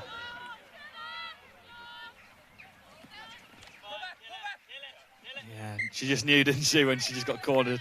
Yeah, no point forcing a pass, giving the team of extra yards. Starting again, Cambridge in their own half. There's Berman now picking it up and driving forward. Anna Goddard with some good yards there. Then Jones following suit into the middle. And now just a period of just slowing it down, just waiting for that opportunity. Glenn Jones thinking to his right, waiting for Samuel Mason to pick it up. Bit of a step and throw long. Oh, can she just get round there? Rachel Price is there just to... He was teasing her then. He always had her. Brooke. Oh, well. Interesting call by the referee, we'll say. Kevin Hill there, one of the Northwest representatives for the refs.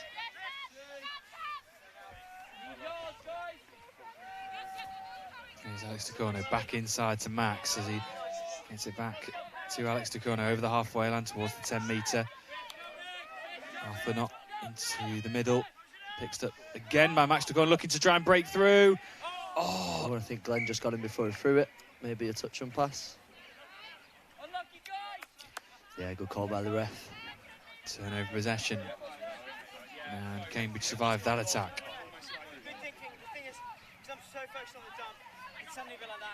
Sam Emerson trying to build up that far side. Well, I think it was off the foot of Exeter. Mel Day, Southern ref. Good call by her as well. Mel Day is also the best co-commentator in England, many say. And here comes Alex Mayer laying it off, back to Sander, looking to drive forward. Can he get through? Good touch from Alex Tacorno just at the critical moment. And Alex had the chance to build, looking to go from left to right into this corner to Bayliss. Arthur picks it up, back in with Bayliss, still in their own half. Fisden past the centre. Walter making up those yards, doing well. Back into Thompson, driving forward. Here comes Horatio Price, long pass incoming, tried to scoop it on. And doesn't have the execution that Glenn Jones did in the first half. Nice. Not everyone can have that level of skill. And it remains Cambridge 5, Exeter 4.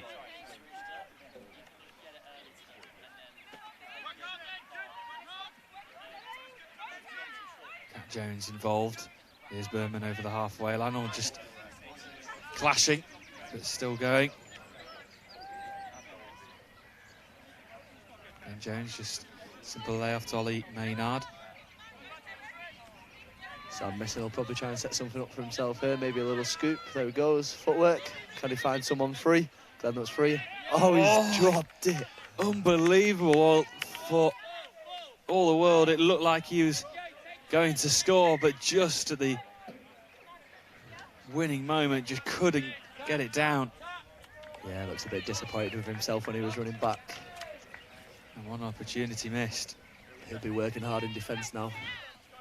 Trying to make up for that. Oh, definitely. And over halfway, here come Exeter. Banietto involved. And here comes Chalice, looking to drive forward. Picked up by Brook through the centre. Good turn of pace. These are looking to drive forward. Oh, just must have got a touch. There he is, making up for that drop. So a bit of a sigh of relief in the face of Glenn Jones.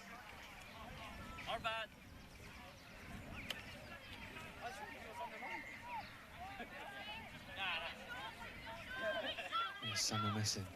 Very casual drive there. Bit more pace from Anna Goddard there. But she's after she got touched, she's just gone over the mark.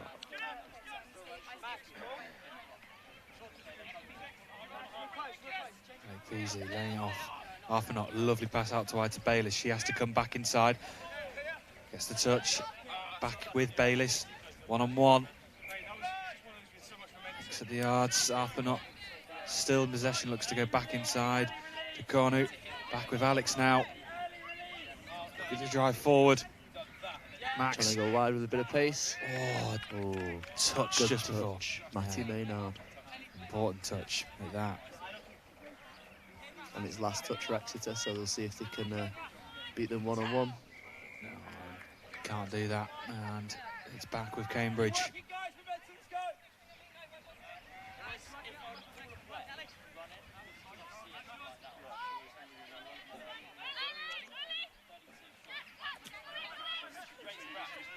Over on that far side, good quick hands, looking to drive forward. Sander laying it off. Here's Ollie Maynard picking it up nicely and driving forward.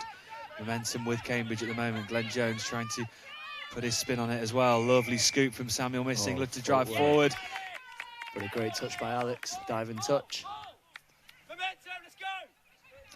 And turnover and play back in favour of Exeter, and themselves looking to try and come forward. Their backs to it, Cambridge at the moment, so Exeter trying to put the advantage in their hands, looking over that halfway on this near side. Poppioda now into the centre, now with Thompson. Pass out towards Will Tyrrell, picked up by Alex Pleasy. Back with Thompson, driving forward. He's just stopping in his tracks, waiting for support. And then just waiting for the clear angle. Oh, a bit of an aggressive touch from Glenn Jones. Can tell Glenn's been in the gym, got those big arms. Oh, and the pass just a bit too high and fizzed up above head height and couldn't take it. Now with 12 minutes remaining. Cambridge leading by 5 points to 4.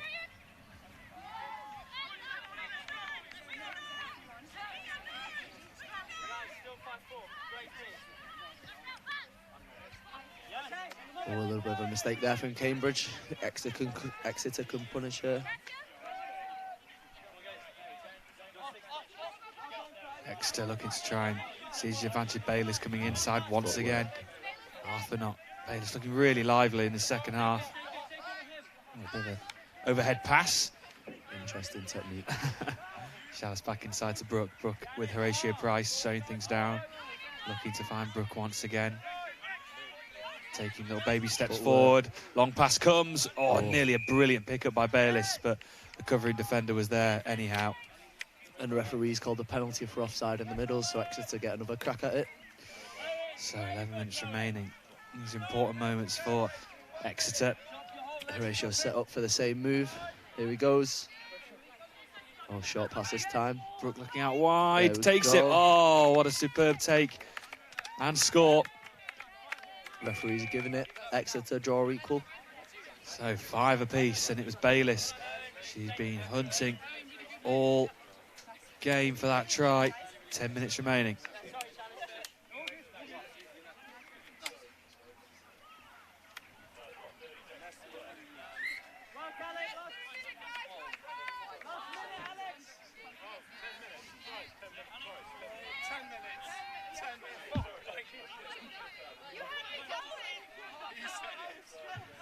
And here come Cambridge. Ollie Maynard looking to get back inside. Samuel missing. Maybe trying to expose the girl link on this side, but just dumped on the wrong player. Saw Maynard coming around.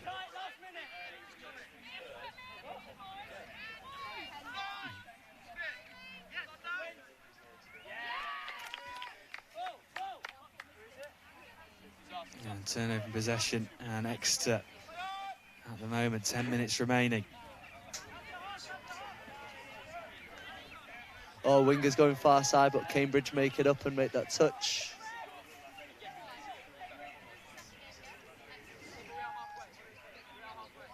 Max de Corner driving forward, now finds his brother Alex. Oh, lovely look, quick 1-2, driving forward, building up the momentum. Here comes Max, turning from right to left, looking inside. Oh, what a take!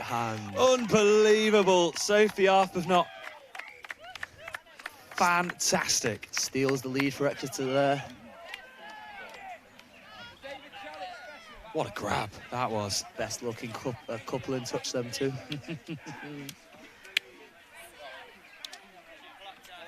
And now, how do Cambridge respond to that?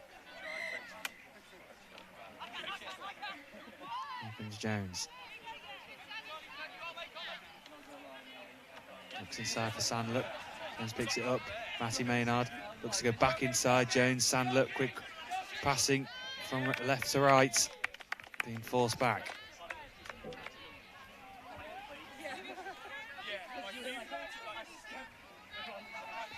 Glenn Jones just shouting it up, see what move Matty Maynard wants. He wants a sweeper. Can he take him on the outside? Step back and dive. See what the referee calls. Just going to go and have a chat to the sideline. Sideline saw something. Oh, and gives the points. 6 apiece. Great score by Matty Maynard. Here it is. Nice little step and slow dive. Yeah, I think he just got the ball down before the Exeter player got in there. Yeah, I think the referee's just made a correct call. So under 8 minutes to go, so Sophie Arpavnot trying to drive forward. She gets it back. Brooke. Quickly fed on to Chalice.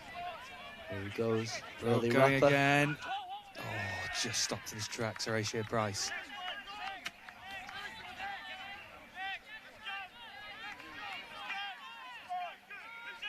Brooke looking to go again.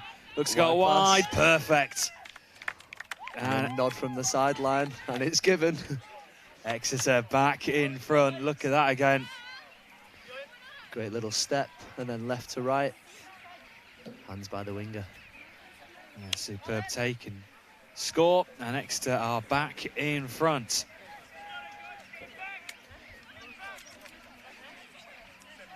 So how did Cambridge respond? Exeter back in front now. Ben Jones driving his team on. Berman looking to pick the ball up in the middle. Maynard to his left. We'll have a go on the outside. Check on the defender, but Alex before him did well. Berman and Jones just thinking about their options, looking for Ollie Maynard, maybe space bit opening up on the left-hand side, but a poor pass and just dies in the grass, and the opportunity goes begging. Next to Connor looking to drive forward. Here's Alex Pizu. Next to Connor picks up again. Oviedo now, over the 10-metre, driving forward through the centre. Lovely play. Back inside. Oh, just couldn't cling on to it, Alex. And looks at Max to Connor and just, what are you doing? That's a look you can give your brother. And he's looking to build, looking to get fresh faces on. Ollie Maynard coming once again.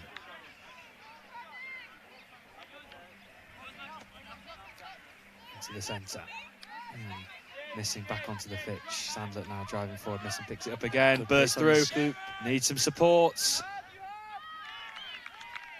Oh, good score by Lucy Norburn, the far winger. Managed to find some space. Absolutely. Built up again. Samuel missing. And it was just over on that far side. Managed to get it down before the touch came. 7 apiece.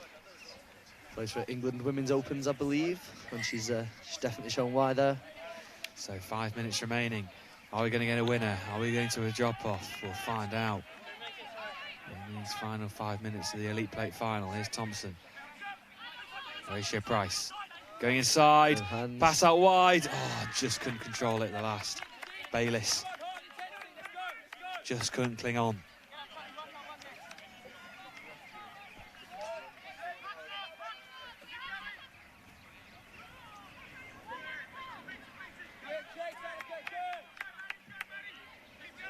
Rash legs for Cambridge coming on. Sam Misson's kit looking a little bit dirtier than others. He's clearly been diving. Glenn Jones keeps on filming. Samuel Misson scoops up. Oh, he's found some space. Oh, just couldn't at the critical moment. I don't think he realised he was through. He could have carried on running. 4 minutes remaining.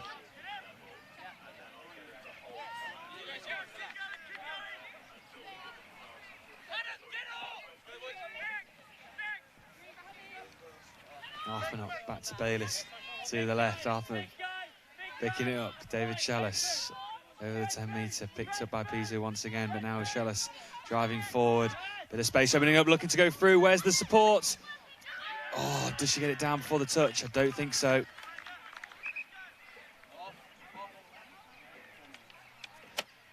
Oh, referee's called a touch. It's good play by Exeter though. Oh, Brooke going through. Oh, look at that. Cambridge. Well, with 3 and a bit minutes to go, Brooke has just gone through.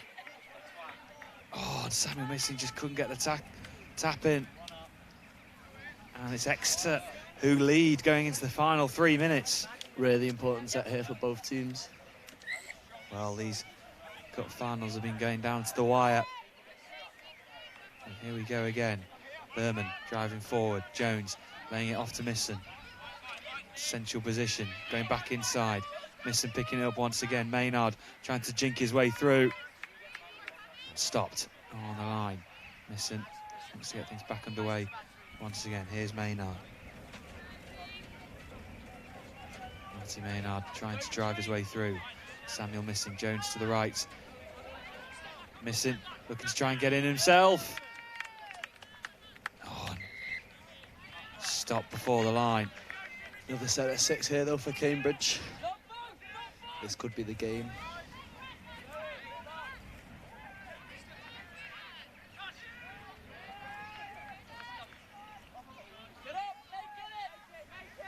Well, looking to just take their time. 2 minutes remaining in the Elite Plate Cup final. Sammy Missing is some space opening up on that far side. Oh, wow. Really good take from Matty Maynard.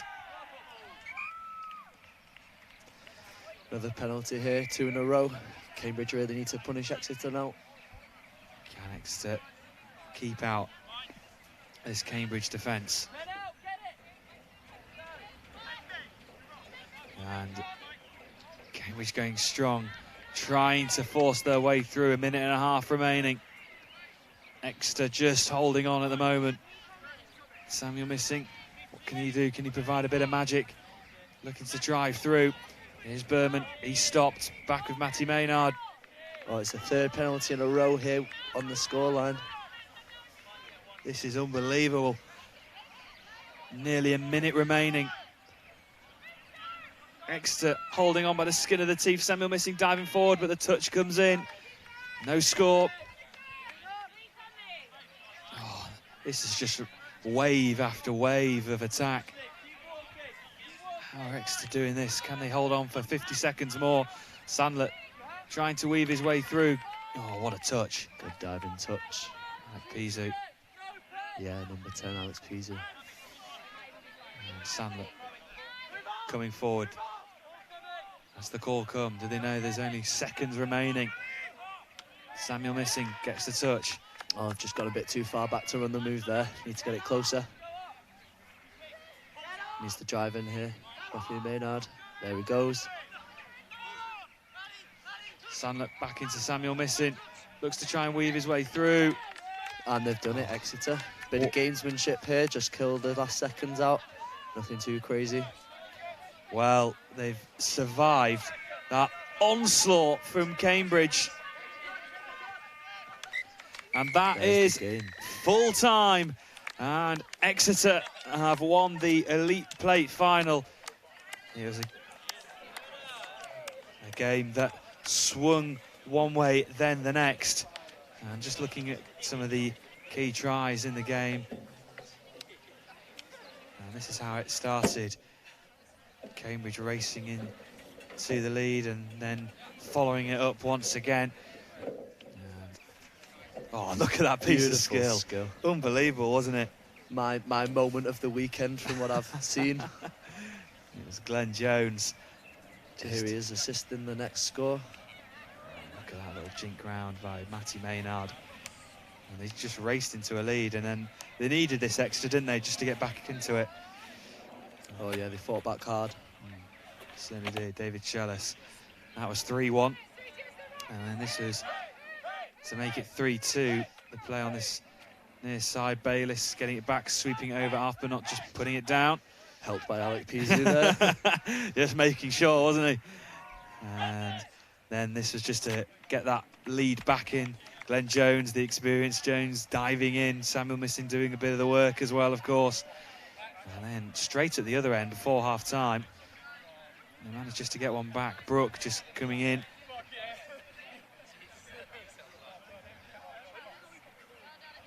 And then it was Ollie Maynard. Yeah, it was lovely to watch, wasn't it? And that was 5-3. And then just before the break, this run from Horatio Price, you just thought for a second Ollie Maynard was going to touch him. And then he just stopped him. Let me tell you, that pitch is a lot bigger when you're actually on it. Maynard looks close, but it's hard out there. And Exeter tried to get their way back into it, and they certainly did. Sophie Harper, that was an unbelievable take, wasn't it? Oh, definitely. Definitely the best of the game. Yeah, absolutely sensational. And then this brought it back to 7 apiece, that diving effort.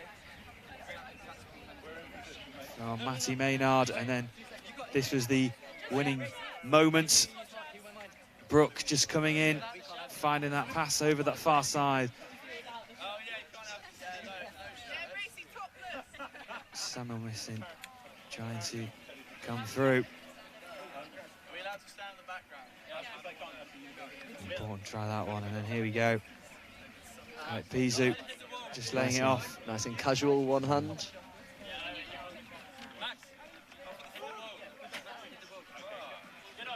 So we do have Chris down pitch side, who is speaking to one of the members of the Exeter Raptors winning team.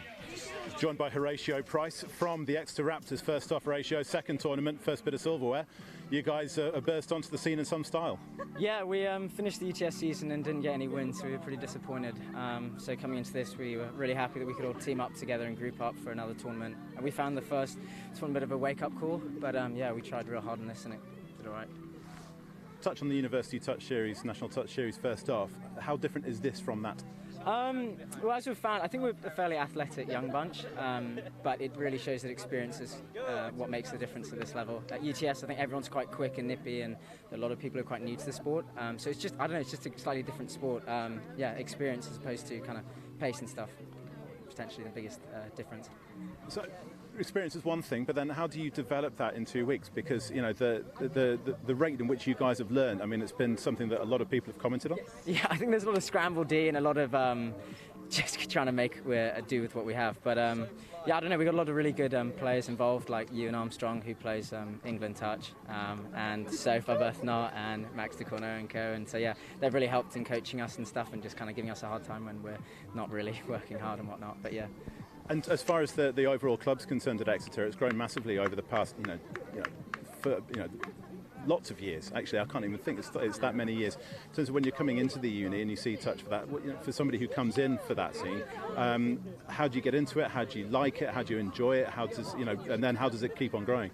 Well, yeah, I think it's the biggest touch club in the Northern Hemisphere, supposedly, just in terms of numbers, so that's pretty cool. But yeah, we try and target 2 demographics, which is kind of rugby players who are looking to, male and female, who are looking to play more or less contact but still keep up their skills, and then try and get people who want to play a new social sport. And we've got a really nice social scene out there, and I think the combination of the fact that it's a mixed sport really helps people feel included, and yeah, no egos and whatnot. So yeah, I don't know really. I forgot what the question was. But That's right. And finally, just it's a few hours down the M6 and the M5 back down to Exeter tonight. Who's driving? I think we got 3 or 4 cars sorted.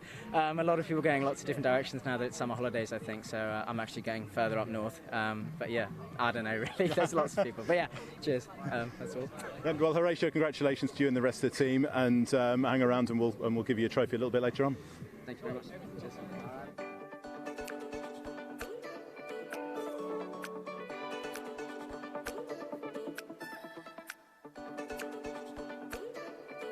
So the touch is the equivalent of a tackle in rugby union or rugby league. In touch, we get 6 of them to try and score a touchdown. Scoring a touchdown, you have those 6 touches, and the defence are trying to make all 6 to prevent you from scoring. You can also touch clothing, boots, legs, wherever in order to create that touch. You can have such thing as a hard tackle or a hard touch, which is where you put too much force into the touch. A heavy touch can be made by the attacker or the defender as well. The attacker putting too much force on the initiated touch, or the defender putting too much force into the push of the touch. An attacker can either initiate the touch to stop the defence from making it, or the defence can make the touch themselves. The attacker can make the touch to make a better roll ball and to keep the momentum in the attack.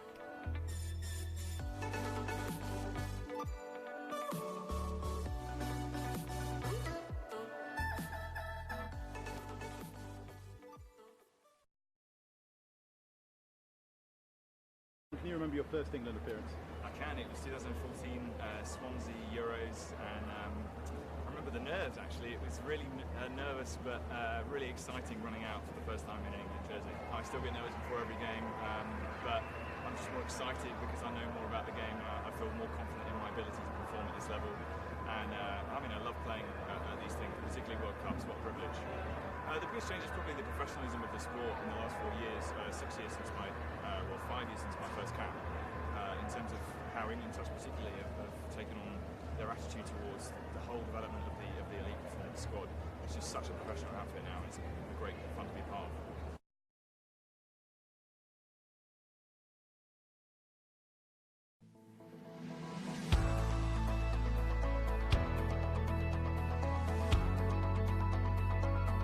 I got into touch because my eldest son, Clark Hobson, he was really into it, raved about it, and he achieved England standard. I thought, well, I could maybe do that. So I got into it through Nottingham Touch Club 3 or 4 years ago. Following my wife and both my daughters into it, after they'd been to a taster session there, they encouraged me to join them and enjoy playing touch.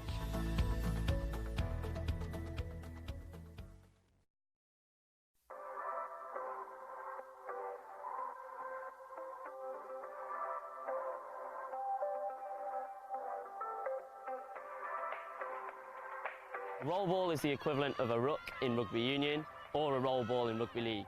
What we're looking for is a clear plant of the ball, no rolling of the ball physically despite it being called a roll ball, and we're looking for the clean ball for the half to come in and either scoop or pass the ball off the deck.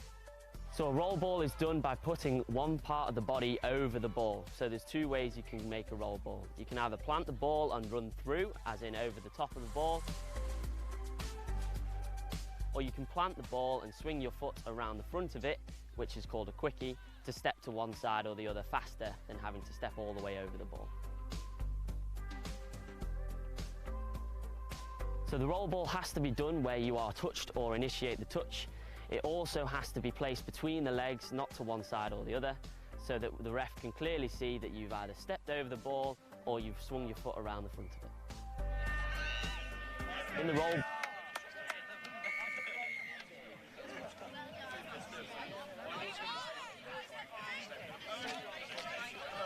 So welcome back to Manchester, our final game of the weekend.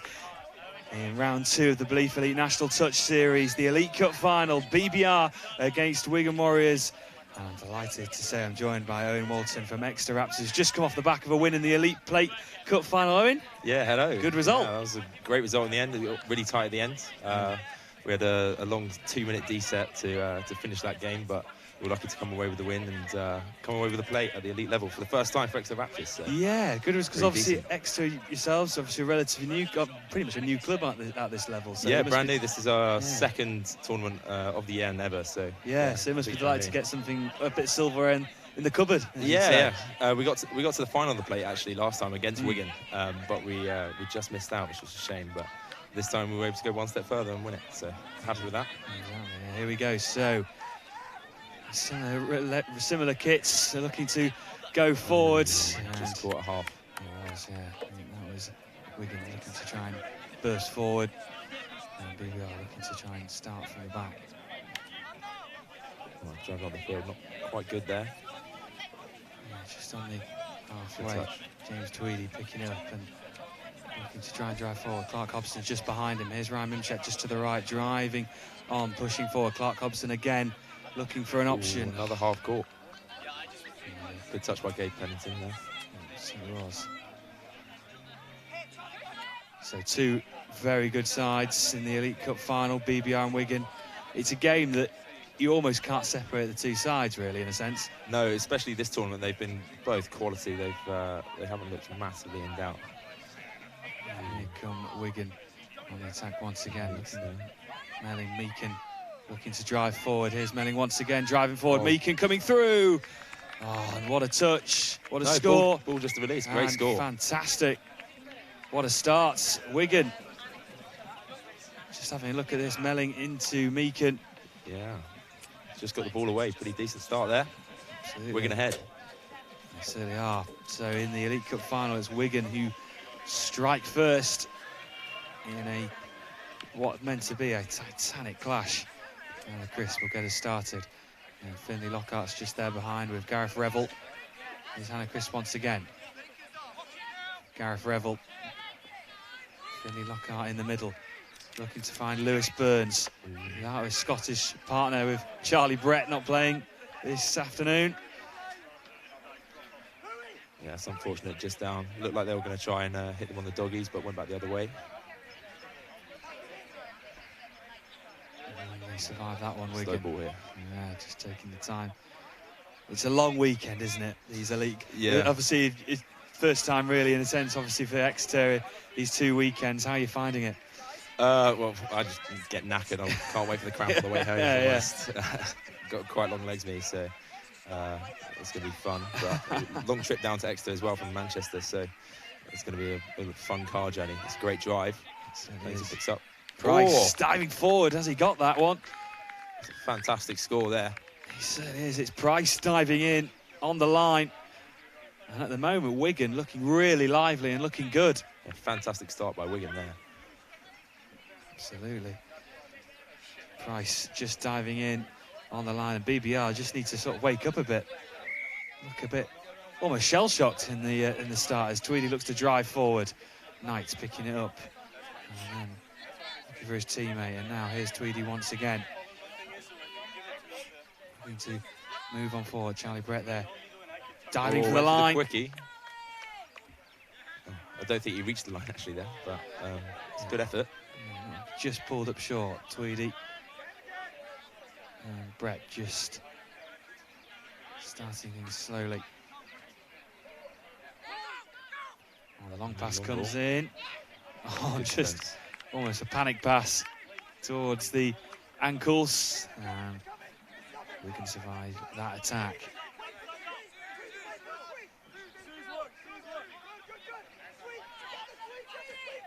Looking to come forward. Price just score of that second try for Wigan. Looking to move upfield. Picked up by Melling. And now making, look at that pace. Big drive. Unbelievable. Jordan Melling picking it up. To try and get over to that far side, diving in. Made the touch. Did make the touch. No score on that occasion for Wigan, but at every opportunity they're coming forward, they just look clinical at the moment. Very dangerous in the drive because they didn't start the drive very well in their own half. So that pod that came on, fantastic drive. Ooh.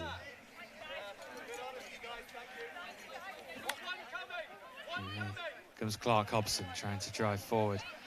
Finley Lockhart to the right. Ryan Mimshek is there also waiting. Hobson picking it up. Mimshek going forward, driving on. Hobson just behind. No half. Oh, can he just dive in? Fantastic quickie play that. Absolutely. Ryan Mimshek gets his name on the score sheet. Let's have another look at this one. So you can see they've tried to combat that with the pocket middle, but he's just got away from it. It's fantastic quickie play. Great score. So 2-1 on the scoreboard. And what a start to this Elite Cup final. Our final game of the weekend here in Manchester. Your eyes are not deceiving you. That is blue sky you see after the rain we've had, not just this weekend, for the whole week as well. It's been pretty horrid. It's been grim, hasn't it? It really has. We're looking to come forward. Price laying it off back to it to try and take on Hannah Crisp. And now back in the middle with Price.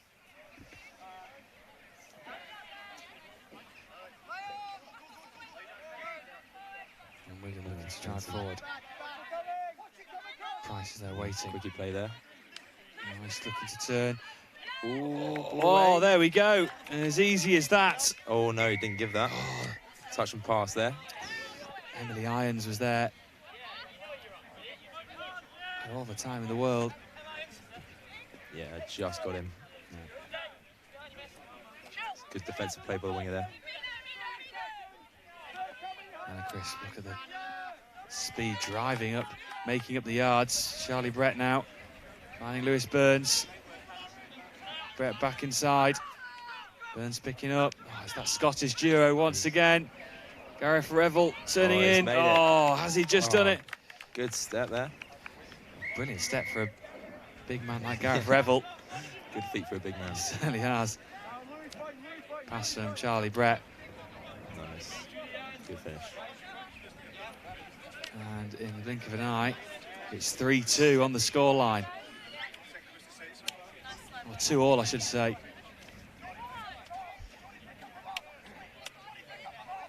Yeah, 2 up, now they're all square. Started really well here. Oh, nice pick up, and now trying to go again as that far corner, really diving. Good. And now it is 3-2. And it's a game that's been twisting and turning so far. Looked like they were running the sweep play there, but they just gave it back, so Pennington in with the dive. Fantastic there. Yeah, Gabriel Pennington sliding in. And now Wigan leading by 3 points to 2. And BBR looking to get back to level terms once again. James Tweedy involved.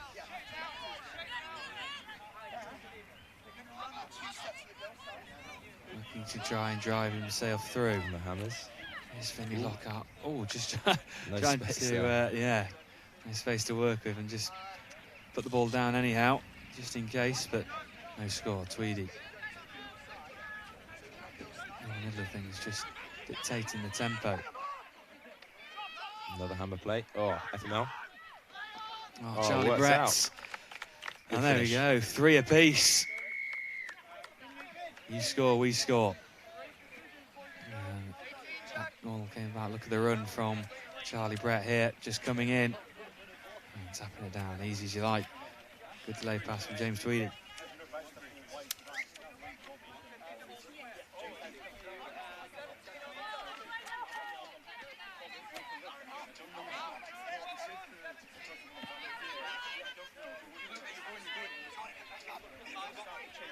Wigan looking to come forward. Jordan Melling back inside. Ben Meakin taps it off. Meakin looking to try and dance his way forward. That's a dancing feet there. In, out, shake it all about. That's the one. 10 minutes on the clock, so 3 apiece. What a final we've had so far. Bit of confusion here, not sure what's going on. Yeah, just a bit of discussion with the referee. Giving the penalty, I think. I think Jordan Melling just trying to copy the dance moves of Ben Meakin there. And now we're back underway. Same again. Quickie there, back. Oh, couldn't get free. Just trying to find an angle. Aaron Povell there, just to the left in the picture. He receives it now. Looking to drive forward. Melling. Povell. Oh, does he get in? Is the touch there from Hannah Crisp? Fantastic touch. Really good link defensive play. Ooh. Melling looking to come through. Just got free there. And another important touch and a turnover in play back in favour of BBR. Looking to try and come forward. That was Clark Hobson now. Good drive. Fantastic drive there. Bursting forward. Andy Lockhart. Tweedy now entering the picture. Lewis Burns to the left of him. Burns now picks it up with Ramship running on from the subs bench. Timing his run to perfection. Lewis Burns back inside. Still claims it. Oh, just slows it down. Ramship now. So much experience in this BBR side and the Wigan side as well. Quick 1-2. Lewis Burns looking to go out wide. Space and time. Play. Brilliant. Just dragging that defence towards the middle and leaving that space out wide. Little QB on the quickie there and back to the winger. Really good play. Confuse the defence. Free on the wing. And there we go. Another point on the board for BBR, leading by 4 points to 3. What a game. It really has been swinging. It's awesome, isn't it? Yeah. It's changing momentum for both sides. And looking for Wigan to try and hit back is Ben Meakin. Just a simple offload. Sweet play, sweet play. Looking for Price. Ooh, just couldn't get there. Good defence.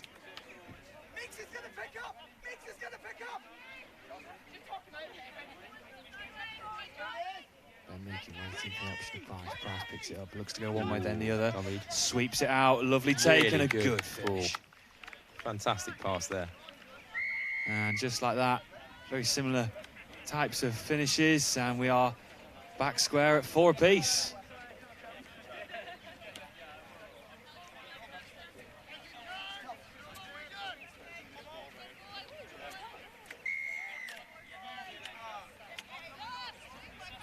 Looking to go forward, here's Lewis Burns. And Chris picks it up. Ooh, hip's not straight there. It's unfortunate, but... So Wigan with the chance to start from the back, looking to drive themselves on. Price over there in 10 metre, looking towards halfway. Nice pick up from Pennington, and Pennington gets it back, just slowing things down a tad. Jordan Melling now also with him. And the pick-up driving forward. There. Look at that, here we go, Melling looking to try and find Pennington, tries to get in, touch. Good touch. Yeah, important one for Finlay Lockhart. Charlie Brett takes to go one way then the other. Another good start to the drive there by BBR. Building that momentum up, trying to get themselves forward. Finlay Lockhart. Ooh. Hannah Crisp just manages to catch on. Does well. And now James Tweedy looking to carry on the run. Going over to that far side. Clark Hobson is there with him to support. Ramanchik is there as well. And just a bit of communication waiting for that. Oh, attempt to go. Half court there, unlucky there. Good defence. Just over 5 minutes to go. Wigan and BBR at the moment locked at 4-all. Anything going to separate them at the break? Over halfway, still going. Aaron Povell involved. Ben Meakin there is Price also trying to get involved. Ben Meakin with a lovely scoop up, trying to find Price. Just hits the floor before he gets to him. There would have been some scoop if he managed to get onto it, although looks like Wigan have the chance. Penalty against, maybe an offside. Ben Meakin. Can Wigan utilise this opportunity? Ben Meakin looks to try and dive forward. Good touch.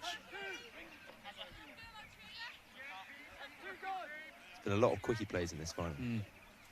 But if you're scoring from it, why change? Exactly. Price looking to looked one way, then wanted to go back inside, and Meakin picks it back up to Price. He dives forward. Just waiting for the confirmation of the referee. Good touch. It's another quickie there. And Meakin in the centre dictating things. Pops it back up. Looks to go wide. Just couldn't grab it. It was fizzed at it. Just couldn't get on the second occasion. Here we are having to build from the back. Can they just get themselves out the pitch, build up a bit of attack? Ryan Mimshek having to do the work from the start. Another fantastic start to the drive. Right, involved now. Lewis Burns is the left wing. Burns and Brett. That Scottish combination once again. Burns looking to try and get through. Just made the touch. Good touch.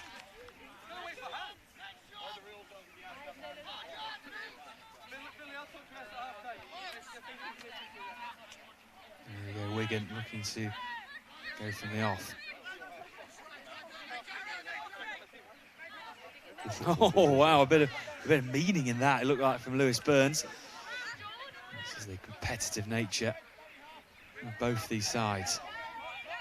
Getting it back, and Jordan Melling looking to drive his team onwards. Is going through the middle. Pennington's just to the left of him. Good defense. Going for it again. BBR holding strong. Nice little layoff. Back to Melling. Swings it back towards Pennington. Defense by BBR. Another pocket middle there, shutting down the scoop.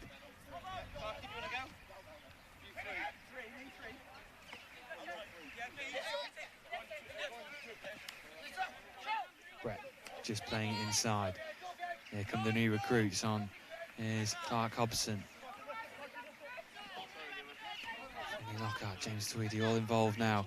Driving forward. Clark Hobson picks it up. Space out. Just over the head of Anna Crisp. Caught in between two options there.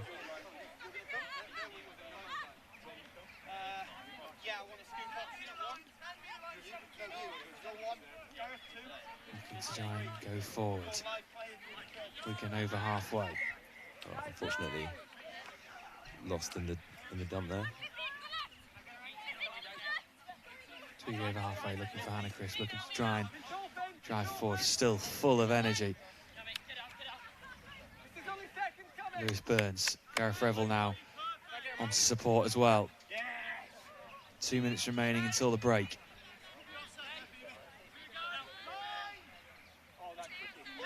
Burns and Mimshek combining well, but that pass from Mimshek just blocked off. Fortunate defending there, because there was a big 2-on-1 on that side.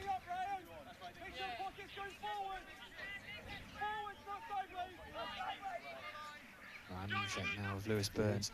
Opts to go wide. Good take ball. And a great finish. Fantastic ball. Just what BBR would have wanted, that pass out wide. Another quickie play. Fantastic pass to the wing. Look at that. As easy as that. And with just over a minute remaining, it's BBR who lead by 5 points to 4.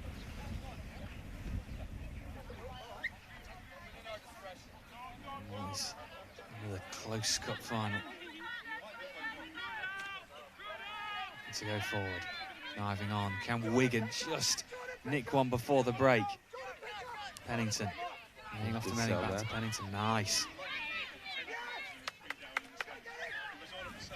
There's the seconds tick down towards another half-time penalty. break.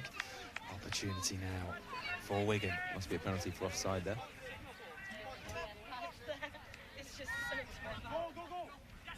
Oh, touch first given. Whoa. 20 seconds to go until the half-time break. And Wigan get themselves back into this. Smelling just driving forward.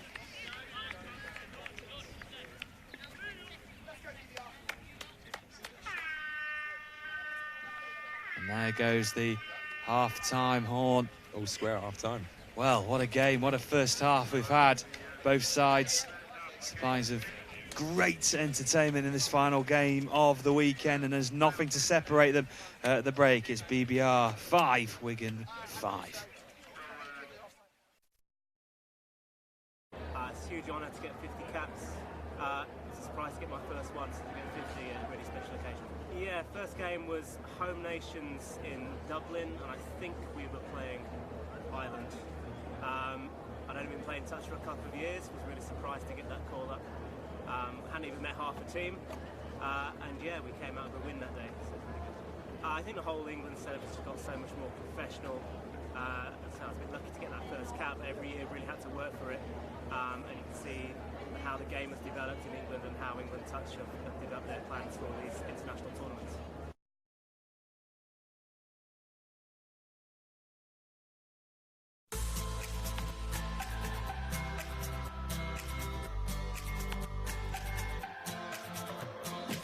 I play touch because I love the sport.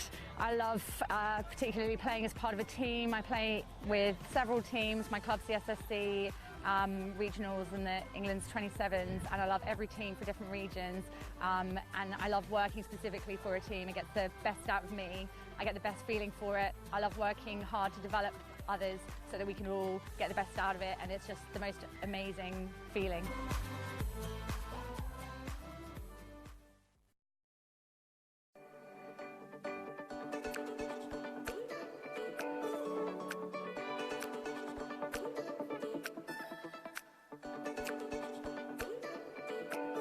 A three-man drive is an attacking play which we use to gain momentum.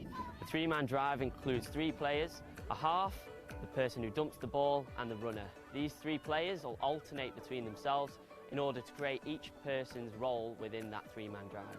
So it'll start with a roll ball, the half will then pass the ball off the deck to the first runner. This first runner will then become the person who dumps the ball, initiating the touch on the defender, for then the person who previously dumped the ball to become the half. A 4-man drive is a 3-man drive, but with another person. The 4-man drive can also be referred to as arrows, and what we're looking to do is the exact same principle as a 3-man drive, but just to add a secondary option of the runner. So you've got 1 runner on the left, 1 runner on the right, and the half will wrap around whichever way they pass the ball, becoming the runner. The best way to complete a 4-man drive or an arrows platform is to hit one side, i.e. to pass the ball to the left, and then to pass the ball to the right, the second runner, and then the left for the third, and so on.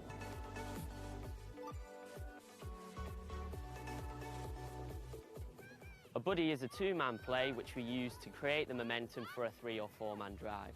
A buddy involves the ball being put down, stepped over, the half will then pass back to that same person, and they will run straight into the 3- or 4-man drive.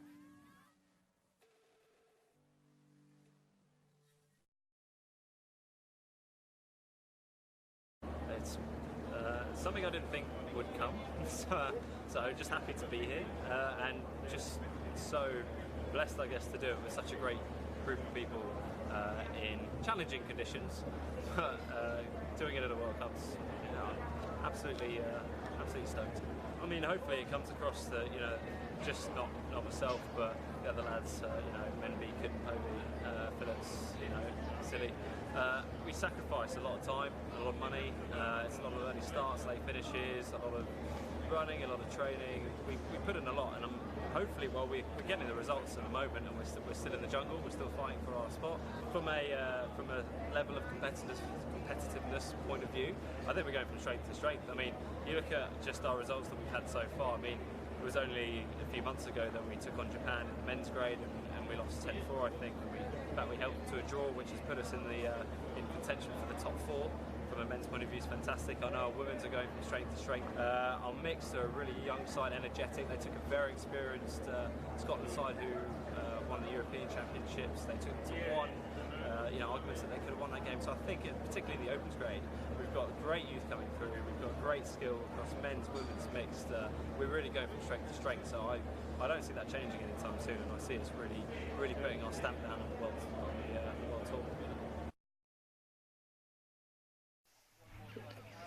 So welcome back to Manchester for the final time this weekend.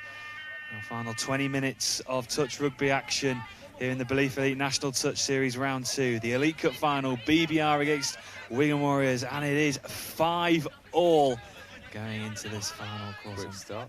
It certainly is. Can they just get through? They can't on this occasion. And Joy Mellon, Gabriel Pennington, all there looking, waiting to pounce. Just trying to build up, trying to force the option, trying to go out wide. Unfortunate there. Yeah, not on this occasion. BBR survived that one.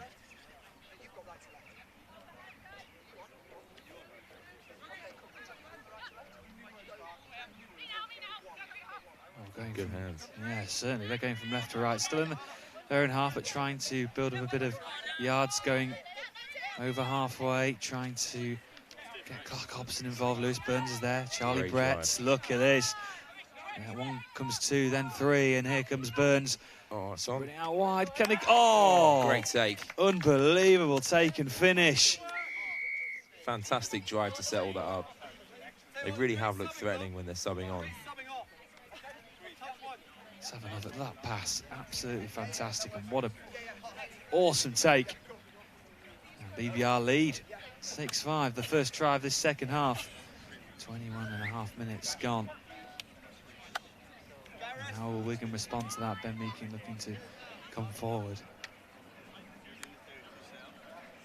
Aaron Povell. I see the sun's out for the final. Yeah, it's good to. A bit warm for. Well, it's actually not been too cold. It's just been the rain and the wind, hasn't it? That's just been. Just getting drenched. Yeah, it's caused a few problems throughout the weekend. And Rice back into Meakin, looking to try and drive through that touch. Yeah, James Tweedy there. Critical touch on Ben Meakin. Meakin gets it back, looking to burst through that gap, but can't do it on this occasion.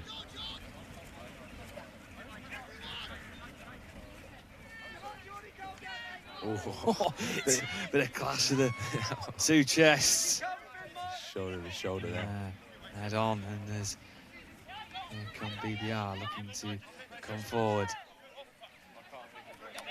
Into the centre, over halfway. Tony Lockhart involved. Now Gareth Revel using all his experience, trying to get his way up the field. Ryan Memchek. Gareth Revel. Back inside to Clark Hobson. He gets it, instantly heads towards the try line. Ryan Memchek picks it up once again, looks to go wide. Tanner Crisp. Defensive work by George Price. Good shot down there.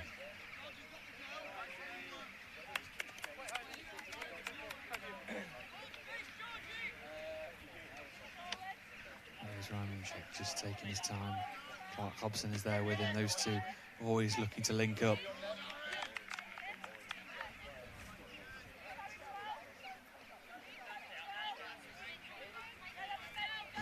Still trying to wait for that angle, looking to try and dive in. Can he get there? It's a good touch. Yeah, good touch there. Very good defence. Another quickie play there. Well, fantastic touch to stop the touchdown. Memchek now. Once again, Clark Hobson. Oh, Revel just holding on to that one well over the arm and trying to slap it over to this near side. Just couldn't get there.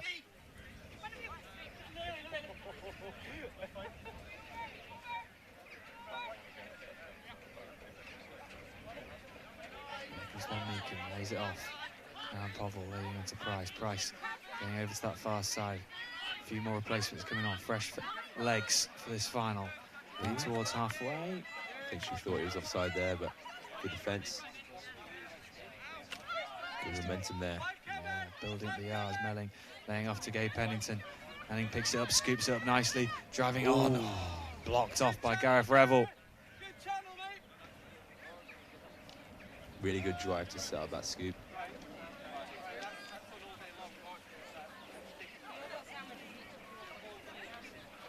Just a quick 1-2. Gabe Pennington looking to get to the angle.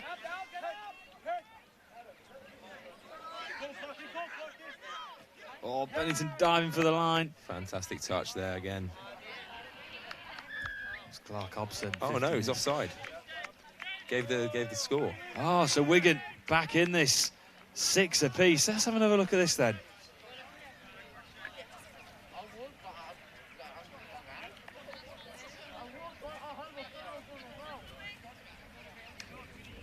Right. Yeah, it doesn't look like he makes it. Makes the touch, but didn't make the line. 6-6. So, all square once again. 25.5 minutes gone.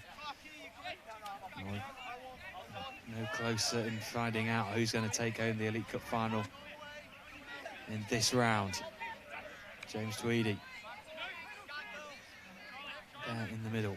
Charlie Breton picture. Open as well. Looking to the right. Play. Oh, couple of steps. Oh, through. And James Tweedy. Pick the gap. Nonchalantly just walks off like he's... And gets the points. Look at that for a take-in over the line. BBR back in front.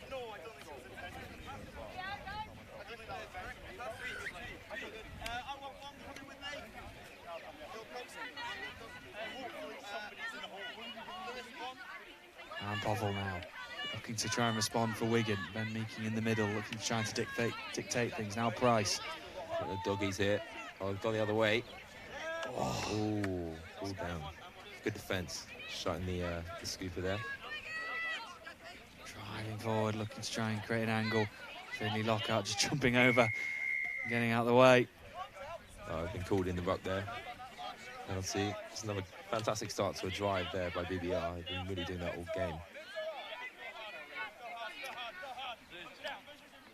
James Tweedy, now Lewis Burns, mixing it up. Tweedy back inside, now around Mimshek, looking to drive forward.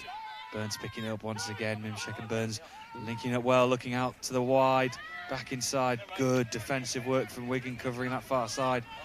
Mimshek again involved. A little whisper, just trying to come up with a plan.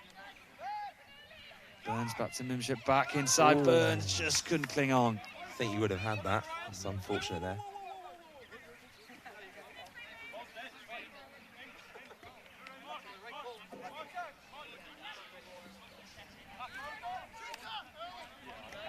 Price back inside. And Meekin. Meekin to drive forward with Price once again.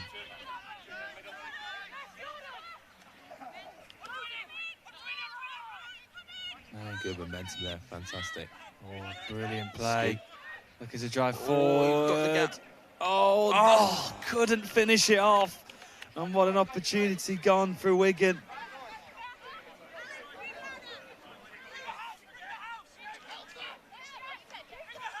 Really good momentum by Pennington there, but unfortunately didn't go to hand, the pass. Liz Burns looking to try and come forward.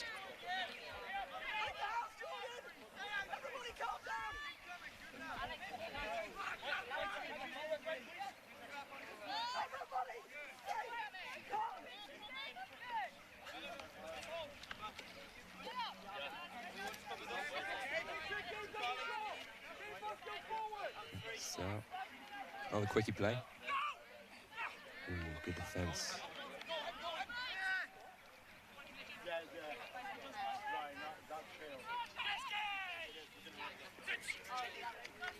Good touch. So Wigan looking to start from the back once again, looking to drive through. Ooh. Over halfway, Wigan having to apply all the pressure. Ben Meakin.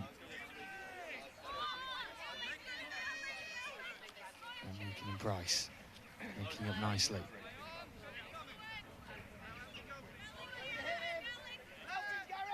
Oh, it's gone the other way. On this near side. Oh, look at all the space and the time there. It's been given. I thought that might have been slightly forward, but good pass to the wing. So 7 apiece. And look at the space left out on this near side to finish off. All square with 10 to go. Yeah, exactly. And are we going to be heading to another drop-off?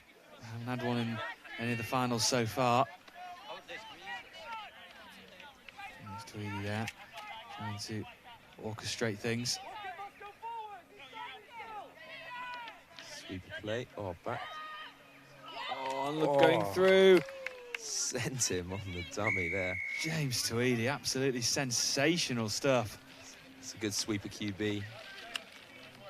And goodbye. Absolutely incredible. And BBR back in front.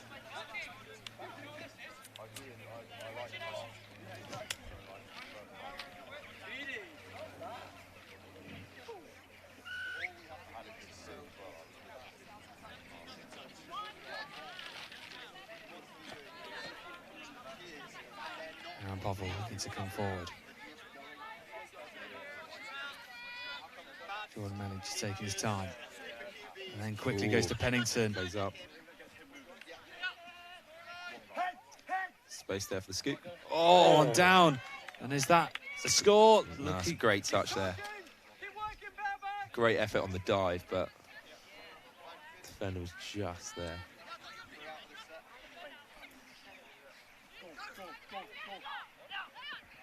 Oh, try the Aussie, but unfortunate.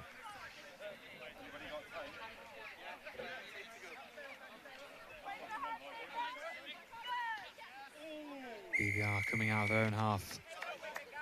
Oh, been given in the ruck there. Lewis Burns, still full of running, so much energy. Charlie Brett linking up back inside to Lewis Burns. Hannah Crisp over halfway, driving forward. Gareth Revel to try and create something for his side, still leading by a point.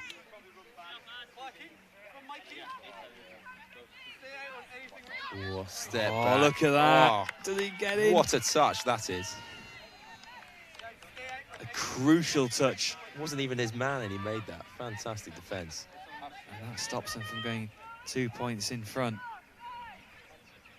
Charlie Brett. Oh, there we go. And that is the score that BBR are looking for, and they lead by 2 now. Lewis Burns linking up with his Scottish partner, Charlie Brett, through the middle. He looked to offer him the ball back. That was cheeky. Superb play. And they lead by 9 points to 7. Fantastic counties play, looking at both sides. Great score.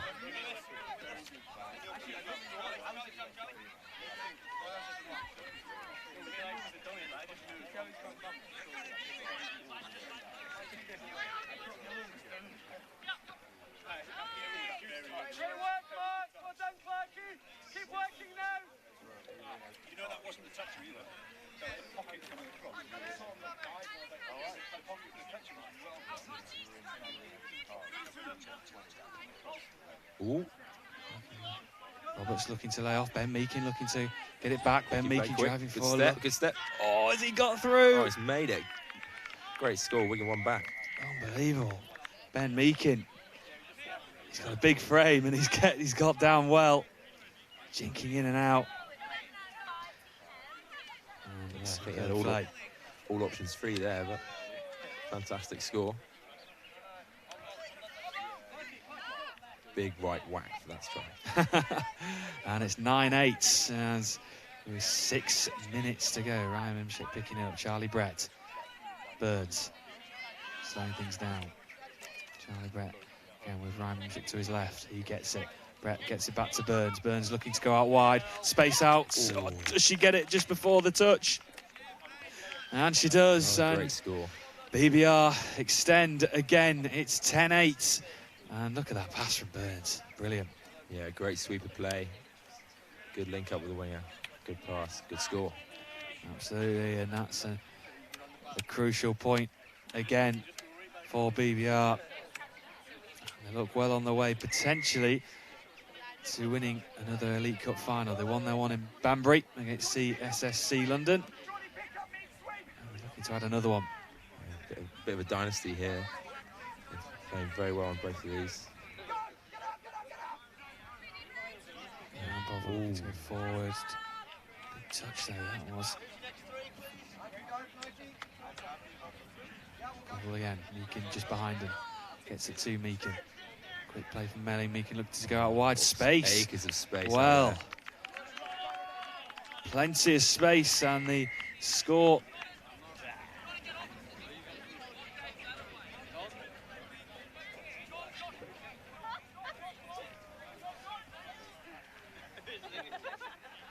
Yeah, so half the deficit there. Yeah, and with just over 4 minutes to go, it's getting tight, it's getting tense, it's close. And Sheck looking to drive forward. There's Lewis Burns. Those three just trying to link up to create something again. Charlie Brett looking to go out wide. Oh, a tough tackle. There. That's a strong challenge. All okay though, that's good to see. Yeah, good sportsmanship as well.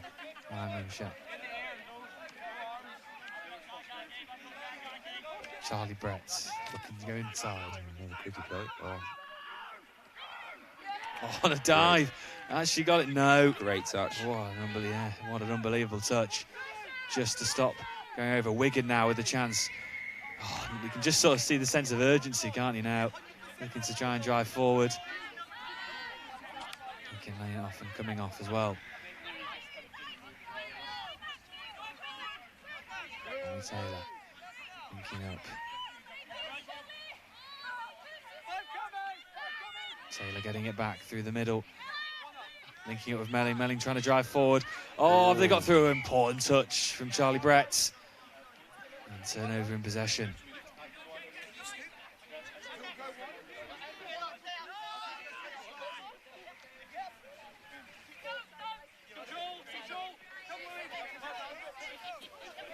Oh.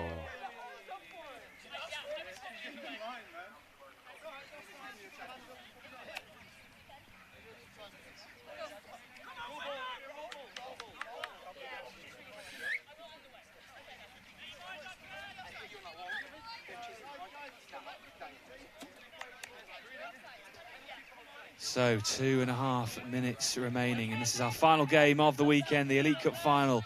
And I'd like to announce our two MVPs. We have one for men's and one for women's. And our men's choice is James Tweedy from BBR, and our women's is Emily Irons from Wigan. So congratulations to those two. They've had two, respectively, both fantastic games. And 2 minutes remaining, and it's still close. Are we going to a drop-off? Can BBR get another one? Good defence there. Shot down the link on that hammer.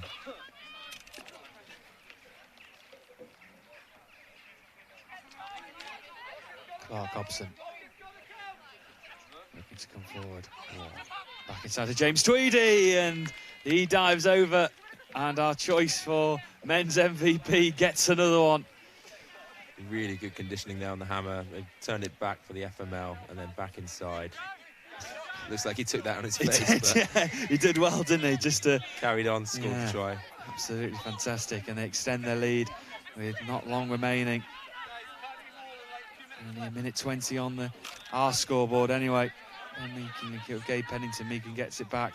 Can they put the pressure on in the final minute on BBR? Meakin looking to drive through. Can he dive in? Well, that's a fantastic score.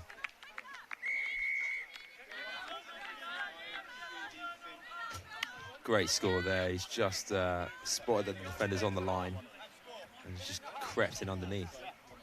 Well, with a minute remaining, BBR in no hurry whatsoever to get this game back underway. 45 seconds remaining on the clock. Can BBR hold on? Are we going to a drop-off? Ryan Mimshek. Giving us the heavy touch there. Taking his time with this tap as well. Ryan Mimshek now just laying it off to Burns. Brett's there, Hannah Crisp is there waiting as well on this near side. Charlie Brett, Burns, back inside to Brett. That's a fantastic score. And that should be that with the seconds ticking down. BBR leading by 12 points to 10. And there goes the hooter. And BBR have won the Elite Cup final. It was a great game, twisting and turning, momentum changing all the time. And it's BBR once again coming out on top. And what do you reckon, Ian? BBR worthy winners? Yeah, they look like going forward, they really were putting Wigan in all sorts with their drives. But I mean, the score showed it was pretty much end to end for the whole thing. There was some fantastic quickie play from both teams, but it looks like BBR deserved the win there. Really, congratulations for them on the tournament, and they continue their winning streak. Absolutely, BBR looking at all these tries, and Wigan, BBR being in another good final. Wigan didn't make the cup final last time out in Banbury, so they went one step further this time around. And it's BBR who have come out on top.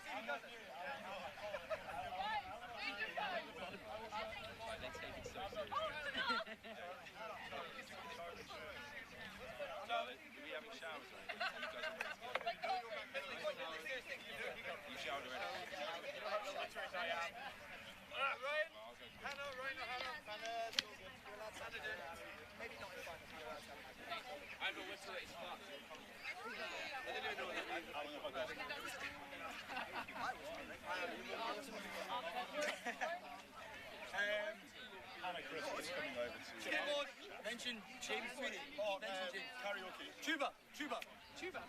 What about Noble? Pick one. Pints, yeah. Anna, pints. Standing here on purpose. Oh, sorry.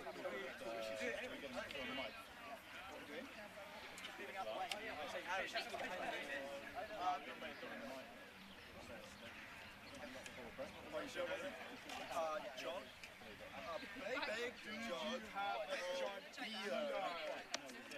Yes, we do.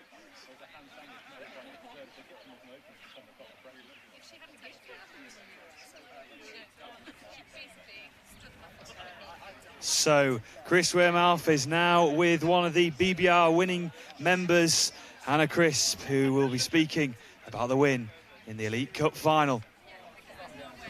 Joined by Hannah Chris from BBR, all smiles, but that's been a hard weekend of action for you guys, hasn't it? Yeah, it has. Tough couple of games yesterday, and we were lucky to come away with 3 wins, and then fought it out from a deficit, quite a significant deficit earlier on, and then fought it out to the wire at the end.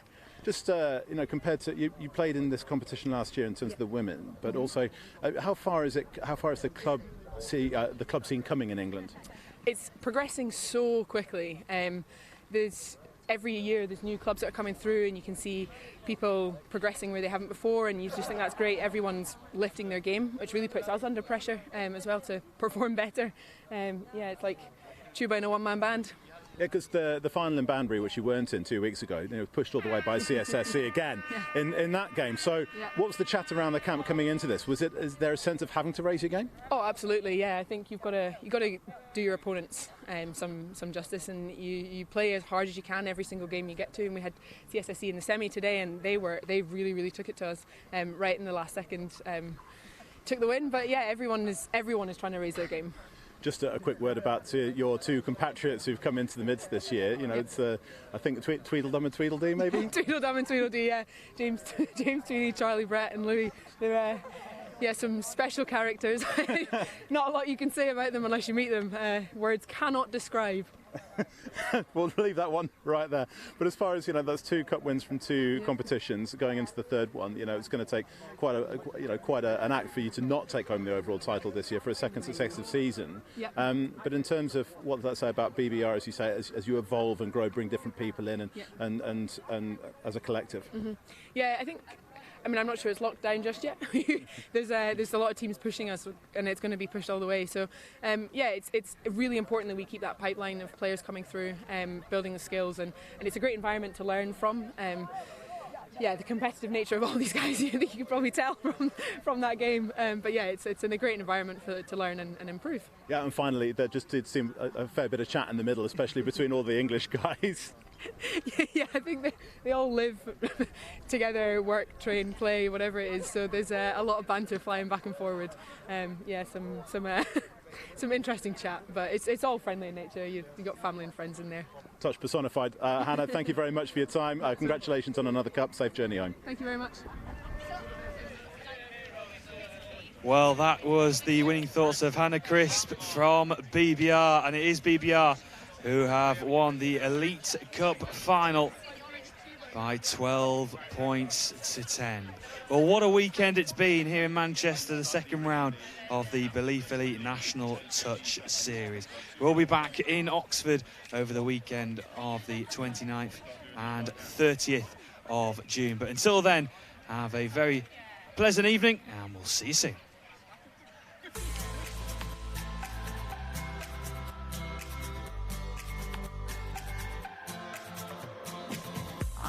Play touch because I love the sport. I love particularly playing as part of a team. I play with several teams. My club's the SSC, regionals and the England's 27s, and I love every team for different regions.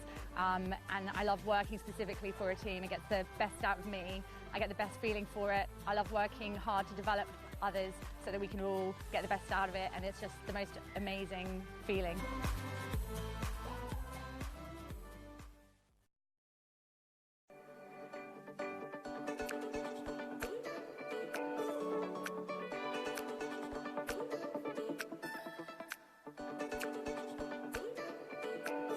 A 3-man drive is an attacking play which we use to gain momentum.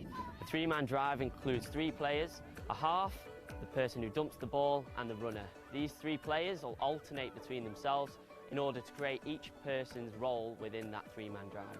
So it'll start with a roll ball, the half will then pass the ball off the deck to the first runner. This first runner will then become the person who dumps the ball, initiating the touch on the defender, for then the person who previously dumped the ball to become the half. A 4-man drive is a 3-man drive, but with another person. The 4-man drive can also be referred to as arrows, and what we're looking to do is the exact same principle as a 3-man drive, but just to add a secondary option of the runner. So you've got 1 runner on the left, 1 runner on the right, and the half will wrap around whichever way they pass the ball, becoming the runner. The best way to complete a 4-man drive or an arrows platform is to hit one side, i.e. to pass the ball to the left, and then to pass the ball to the right, the second runner, and then the left